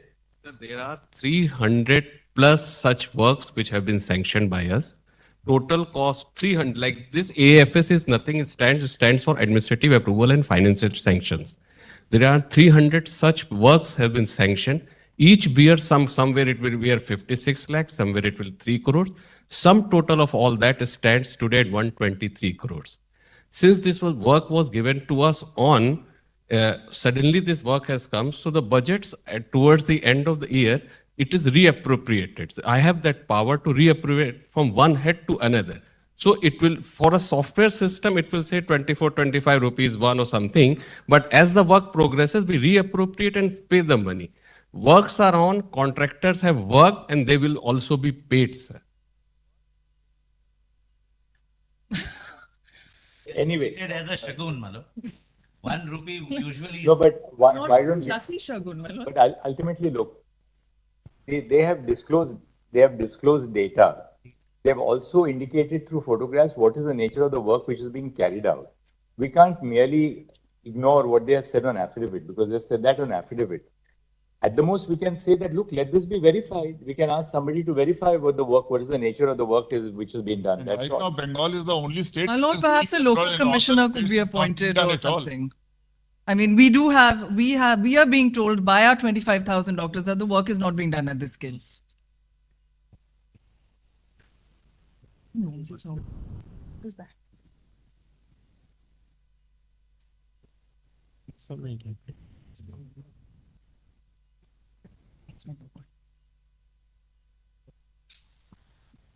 pictures. An affidavit has been filed by the Principal Secretary in the Department of Health and Family Welfare of the Government of West Bengal. Full stop. The affidavit indicates that the state government has sanctioned work worth rupees 123 crores, of which a substantial part has been completed. Full stop. The updated status of the ongoing and completed work for 28 medical colleges has been tabulated in a chart in a table which is reproduced below. Page 2 को A copy कर दीजिए. As regards the status of the ongoing work in RG Medical College, the affidavit contains the following tabulation. Page 3 को copy कर दीजिए. Mr. Rakesh Dwivedi, then Senior Counsel, has assured the court that all the ongoing work at the 28 medical colleges would be completed by 25 October 2000. Medical college is complete. The shortfall which your lordships are noticing the shortfall in the work in the 28 medical colleges would in any event be completed by 25 October 2024. And at the RG Medical College and Hospital by 31 October 2024. Full stop. Apart from the above steps, it has been indicated that the state government has constituted, bracket 1, a state-level grievance redressal committee, semicolon, a state-level committee for security audit, 3, district-level committees for security audit, a district-level committee for security audit. Full stop. It has been stated that an initial round of security audit has been completed. Full stop. An additional 1,514 security personnel have been approved for deployment in the medical colleges and hospitals, of which 910 would be female security personnel. Full stop. The verification of antecedents and necessary training is stated to have been completed in the case of 616 security personnel, brackets comprising of 328 female and 288 male security personnel.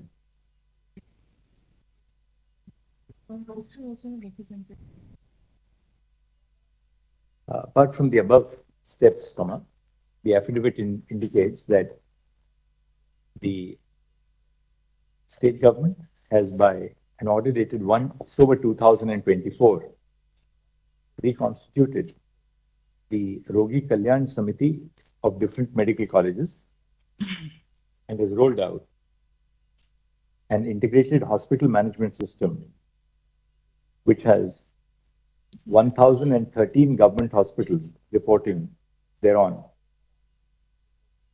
Full stop.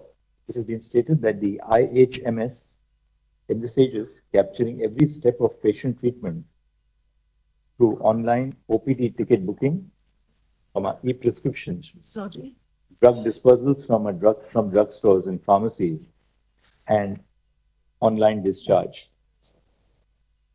Full stop.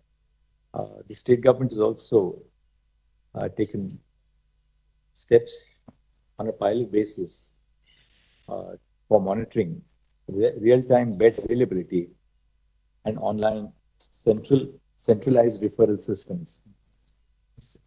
Centralized referral system and a digital bed vacancy monitor.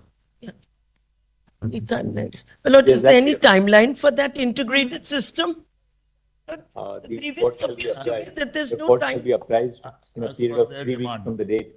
The report shall be apprised within 3 weeks My lord, may I just make one small, the progress which Lord- is made in commissioning these facilities. a small comment on the integrated system? Yes. My lord, we welcome the The pilot integrated. project is already going on in this. That we have recorded. We have saw that in your affidavit. Lord, just hear me for a second. It is the demand of the doctors has been for an integrated system, and we are happy to note that an integrated system will be put in place. However, my lord, the real issue is referrals are made to hospitals which are incapable of handling an emergency. So the integrated referral system must ensure that the referral which is made is to a hospital which has the adequate expertise, the adequate doctors, the adequate equipment. What is happening is references are being made to hospitals which don't have this. That's why the patient gets upset. It's not about the doctors getting upset. It's the patient who gets upset. Please allow me to finish. Please allow me to finish. This is not fair. What is happening is the patients are getting upset. Still not in place. Will you please allow me to finish? My lord, the patients are getting upset because referrals are made to the wrong hospitals which don't have the capacity. And then they take out their anger on the doctors who are on duty. So all I'm saying is when they make this integrated referral system, they must ensure that the reference is made to a hospital which has a free bed. Sometimes referrals are made to hospitals which don't have a free bed. Secondly, that the referral has the necessary expertise to deal with the particular ailment. And thirdly, that a doctor is available with that specialization. Then the patient will be satisfied. If the patient is satisfied, the doctor will not be attacked. That is the real problem. Kindly have page 9. Patients, it's about the patients not getting what they want. Since the integrated hospital management system is being rolled out by the state government, We completed by 1st November. And is expected to be completed by 1 November 2024, the state government shall take due steps to ensure that the IHMS inter alia factors in bracket 1 the availability of free beds, bracket 2 the availability of expertise in the medical health facility, and bracket 3 the availability of doctors with the requisite specialization. In medicine, my lord. Sometimes medicine is not available. And you've said facility. Yes, my lord, very well. Many things Medical facilities will include everything. They've not made that broad suggestion. That is a valid point that they have made. Appreciate, my lord, but it has to be resolved there, my lord. Right. We've flagged it, that's all. My lord, just one Lords, in suggestion. this regard, I just do not one know more suggestion. whether the affidavit, they have said with regard to CCTV being installed in the lifts. And the reason I'm telling your lordship is because of a horrific incident that took place in the Calcutta High Court, where one of a a junior who had just joined was molested by a court staff inside the lift. The Kolkata police came, they did not arrest him. He was allowed to go, and subsequently he surrendered and he was granted bail. The Calcutta High Court otherwise is completely covered except for 1 or 2 dark spots which are not covered. But the lifts were not covered. And this poor girl was molested inside the lift. So it's just a suggestion that they should also install CCTV in the lifts, which is very, very important. You've heard the point, just take note of it. The officers are I have something to say, my lord. I have a serious objection, my lord, off the cuff, my lord, without That's all right. Yeah, just give me a suggestion. You've heard Just to go on the media. This is not for the media. This is one second, let's not get lost in this. Suggestion has been made. It's been made within the hearing of everybody. We have not passed any directions. The officers are here. Let them just bear it in mind, that's all. Lords, there is one more suggestion and it's not off the cuff. This is in our prayer. We are seeking a digital bed vacancy monitor outside each medical college. We've just flagged that while passing an order on the IHMS. We've dealt with the availability of beds. Yes, my lord. It was my lords may. That's why we flagged that. Ms. Jaising just made the point. We therefore flagged it. As long as it's there, my lord. My lord, just one more thing I didn't want to interrupt while my lords were dictating the order. Is that the notification setting up the security audit committee is in front of me, and it includes only various officials, bureaucrats, selected by the state government. We are not saying disband it. We are not saying replace it, my lords. We are saying if the representatives of the senior doctors and the junior doctors may be on that committee and work together to verify that the work is being done and constructively make suggestions, then it would only be But to they the have benefit. to be at work for them to be in a committee which will look at their suggestions, right? If they are not at work, how? They are all at work, my lords. My lords, they are all at work. They have joined now. All right.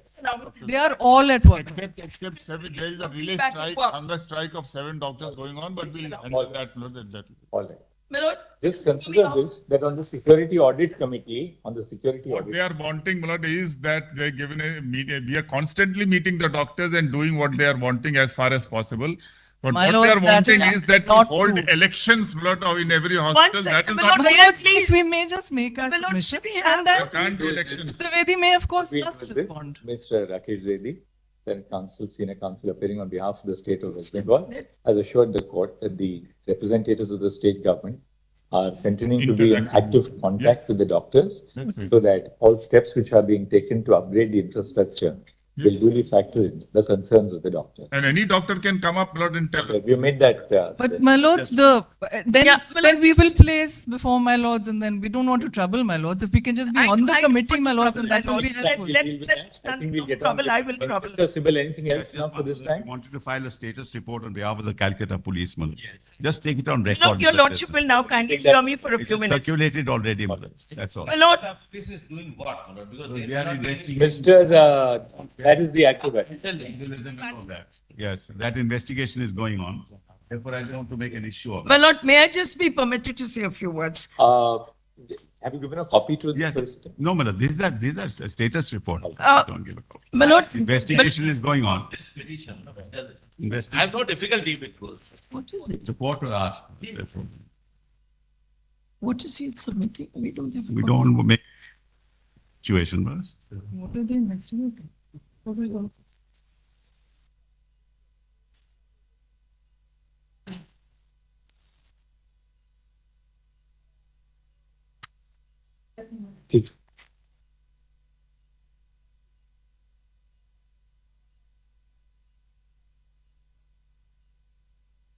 This one, the right. My lords, there's just one more issue. Yeah. This is the Ratire Shathi issue that my lords had said that due to the fact, Yes, may I? yes. Due to the fact that there was a civic volunteer that is the main accused, that the band of civilians that they are recruiting, that they should consider and perhaps disband. They have doubled down on that. And they have various notifications that I have placed in my application. Now, my lords, if I may point out the fact, they won't deny the fact that they have doubled down on that.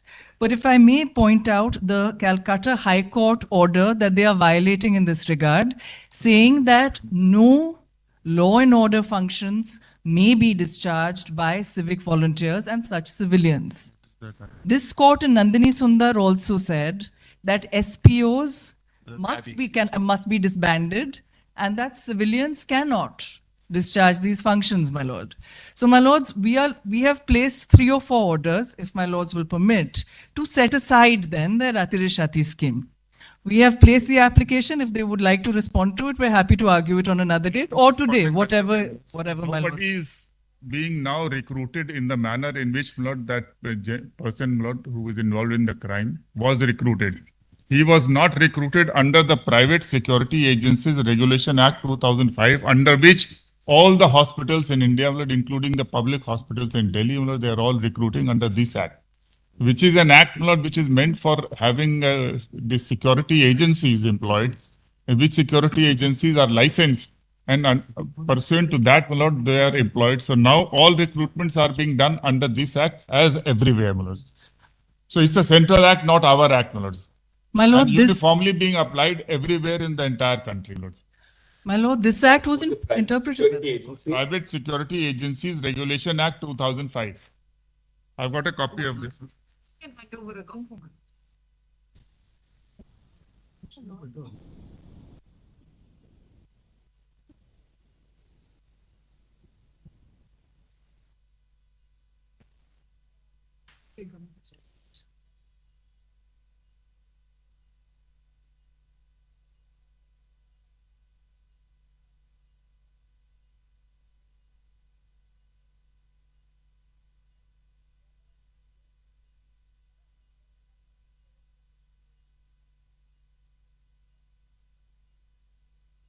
establishment. No, it's general. It's really for the recruitment of private security guards. We had this in Maharashtra, I remember, called the Maharashtra Private Security Guards Regulation of Employment and Welfare Act. It was the first act in the country. Like this group 4, etc. were in Recruited Delhi for private security.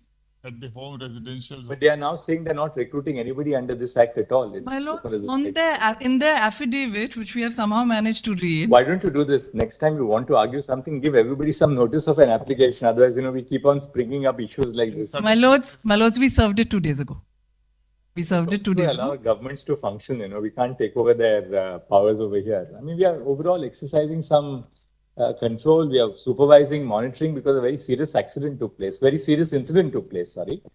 But let them do their work on the ground and come back to us, report to us on the next. My lords, just on this point, if my lords may then ask them, number one, are they recruiting such people? Because in para 5 of the affidavit, They're not recruiting anybody under the Act of 2005. No, we are recruiting under 2000. Earlier it was, my they were lords, being. private security. Why should they recruit under the Act of Under 2005? administrative orders, they were being recruited.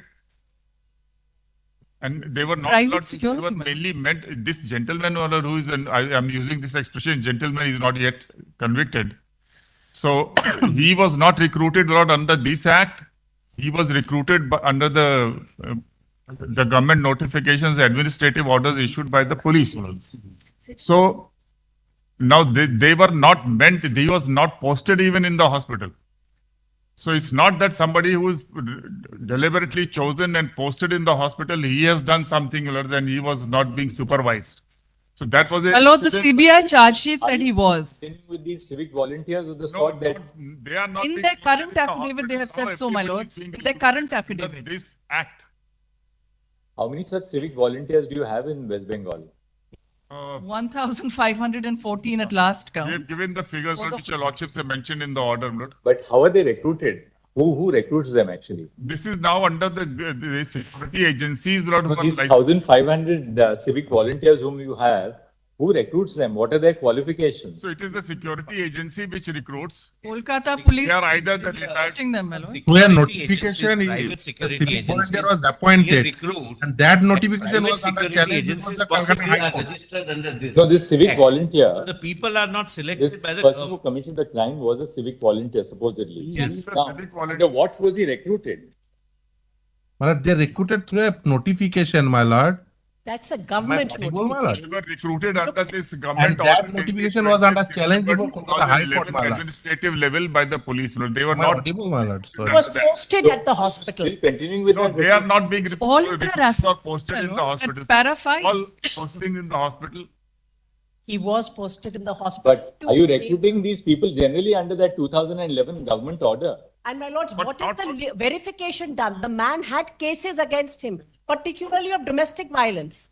None of that verification is done when a man is appointed as a civic volunteer, which gives him access, including a motor. Therefore, Mr. Dwivedi, on the next occasion, we want this to be flagged. How many civic volunteers do you have? What is the verification of antecedents that you do? Where are they posted? Are you posting them Now in the school? civic volunteers are not being They posted. joined their place of duty. Where else are they being posted?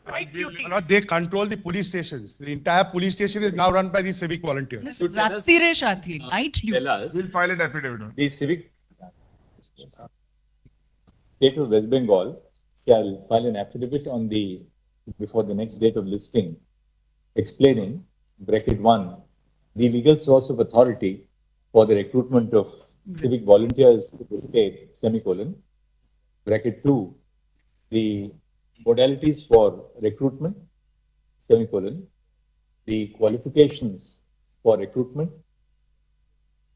semicolon, bracket 4, the verification of antecedents which is carried out before recruitment is made, semicolon, bracket 5, the institutions in which the civic volunteers are assigned duties, semicolon, and bracket 6, the payments made to civic volunteers, whether on a daily or monthly basis, and the budgeted outlays in that regard. Full stop. The affidavit shall specifically disclose the selection process which is followed for the recruitment of the civic volunteers and the steps which have been taken to ensure that such volunteers do not operate in any event in sensitive establishments such as hospitals and schools, So great. which may be particularly vulnerable. Or police to stations, the, my lords. My lords, or police stations, my lords may consider. Hospital, schools, or police stations. Let us file the affidavit, Lord, then. Let us file the affidavit, Lord. You first file your affidavit. We want to know what are you doing, because otherwise this is a nice process of conferring political patronage on people who are totally unverified. And, We're so grateful, my lords. This particular person. The affidavit shall specifically disclose whether any of the civic volunteers are assigned duties in or in connection with police stations or the investigation of crime. Because the vehicle assigned belongs to the police commissioner, it's registered in his name. His job apparently was to assist police personnel in the hospital and their families. And he has complete access and lives in a barrack adjacent to the hospital. So it's wrong to say that he's not associated and not given. Something we want to look at closely. My lords. One more thing is that let them first disclose the data, then we will hear your submissions. My lords, could they serve us a day before? Because this was just a few minutes before the hearing. Serve a day before the affidavit. So great. My lord, would your lordship just hear me for 5 minutes before, Just- few minutes? We'll take it up now on the next date of. just one word may be added. My lord, We have to complete another hearing today by 4 o'clock. We've got half an hour for that. Give us slot for half. I understand. There's also one I very will important not issue take which up I have too to much of your- point out, Your Lordship. Let me finish. My lord, I won't take up too much of your time. I just want to put a couple of things on record. Number one, the state of West Bengal in its affidavit has admitted that all doctors are back at work. Please, my lord, make a note of that. So that this allegation is no longer made against them, that they are not at work. They've said on a signed affidavit that they're back at work. Now, my lord, there is one that there are nevertheless outstanding issues. I said it on the last occasion, despite the fact that there are outstanding issues, the doctors have agreed to go back to work. They have kept their word made by me to this honorable court. They've gone back for work. Only a few of them remain on hunger strike. That is a fact which I will not deny. Now, my lord, I just want to point out the reason for that and see whether there can be some resolution so that even that hunger strike is withdrawn. My submission is towards that end. Now, my lord, in the application filed by my learned friend, Ms. How many doctors are on hunger strike? 7 doctors are on hunger strike only. Doctors in turns, Lord. Only, no. no, my lord. That's not correct. At all the But not- 28 medical colleges. My lord, your lordship may hear me. We are the doctors on strike, on hunger strike. 8 doctors are on hunger strike. Out of 8, 3 have been hospitalized. all 1 7. second, please. You can correct me if I'm wrong. Just wait. 3 of them, their condition deteriorated, and for that reason, they have been hospitalized. The rest continue to be on hunger strike. Now, I want to just leave you, my lord, with a thought and a suggestion. We are all interested that this hunger strike be withdrawn because we are worried about the health of these doctors. Now, my lord, I want to point out to one letter which is annexed at page 90 of my learned friend Ms. Karuna's application. I will just read the relevant passage to you. Please tell us what it is about. I'll tell. It's addressed by the state of West Bengal. No, it's addressed to the state of West Bengal, my lord. And it says, election to student unions have not been conducted since the year 2022. Now, my lord, your lordship will take it from me. The law prescribes the conduct of elections annually by the university. My lord, your lordship will take it from me that the cause of what has happened in RG Corps is the fact that from 2022 onwards, no student elections have been held. And as a consequence, nominated people, my lord, nominated people from different political parties are performing the role which a student union would otherwise perform. This is the cause of what has happened in RG Corps. Favoritism and threat culture is coming from this absence of complying with statutes. The law says you shall hold a student election every year, and that's the responsibility of the state, of the university. Ms. Jaitling, our entering into this area would be far beyond the That, canvas of one minute, in that case, I have a request to make, please. Can we concentrate on the child's death? I have a request to make. Lord, where are we leading? Lord, I'm sorry, let me allow me to finish. Lord, I have a request, I have a request to make. That is, we would be expanding the ambit of a proceeding. Yeah, well, much allow beyond me the to make a canvas that request. you have en- 1 minute, please. My Lord, please, I'm concluding, allow me if they don't interrupt. My Lord, allow me to make a request. Any release which you want to seek in that regard before the bench under 226, you can move to Yes, the High Court. your lordship may give me liberty. Where the High Court Your Lord, is yes, liberty. be satisfied with that order. Your lordship may kindly. Give any No, liberty. my lord. Required is open. No, my lord, I have filed an application in this court. The argument will be it's pending in the Supreme Court. If nobody I just want that clarification. That is happening. I want that clarification You withdraw that the they can go to the High Court. You withdraw your application so that you can pursue your remedies in accordance with law. I'll do that. My lords, very One thing. briefly, the task force. You give the court master the number, he will permit you to withdraw the application. 1 second, 1 second. My lord, just hear me out. Lord, this is not right. They are It's like a belittling the whole exercise. Ms. Jaising, we are not going to enter into the field of election. Understand. For student union bodies, that's not the remit of this proceeding. I understand what is being put to me, but before you pass an order saying withdraw the application, your lordship may say withdraw the prayer in the application for the conduct of an election. There are other prayers which My may lords, that remain. might be a good solution. To just that one line to say that prayer is Withdraw the withdrawn. prayer in the application for the conduct of elections so as to enable the petition applicants to pursue such remedies that are available.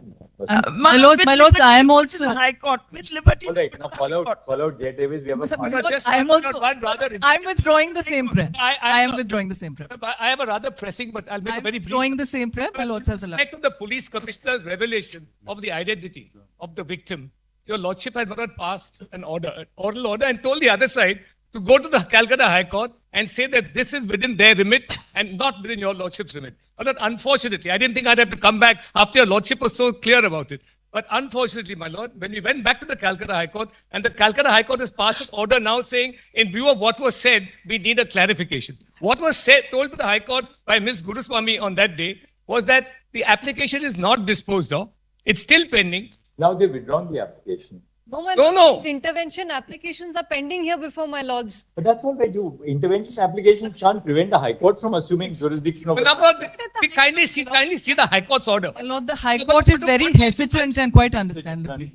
Yes. If you are aggrieved by an order of the High Court, challenge it in an SLP. No, I'm not agreed by the order. We are not going to allow orders of the High Court to just be shown to us and we. No, my lord, that's not the point.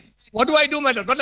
I came to this. And applications To file, if the High Court rejects the petition. They haven't rejected the petition. They've asked for a clarification. They say, please see, my lord. They're not going to issue any clarification on the data. But then what do I do, my lord? This is a serious matter. Please see. You invite an order of dismissal, come here, we'll deal with the matter. But they're not dismissing it. We are not going to short the order of the. Yes, my lord, please see, it's a short order. You can show the lights. Here. I can show your lordship the live streaming of what is happening. We have copies of the order by the High Court. But this is why I asked the lordship to just put it in the order last time.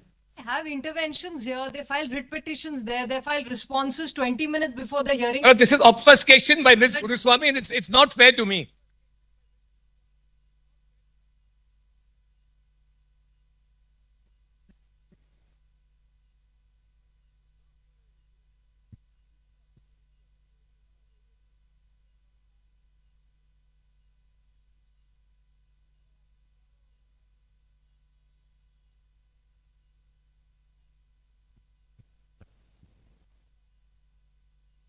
This in the next 8 years. We'll see. But because this matter is pressing, my lord, there is a serious violation by a chief. See what we can do with Yes. that. Given an next week, my lords, of November 6th for us to file a response. We are getting for an interview. We'll close the proceeding here. We've spent enough time. We have a half an hour now. For Lord, may I just- Obliged, man. My lord, may I just- Then please. Lordships are indicating the next date.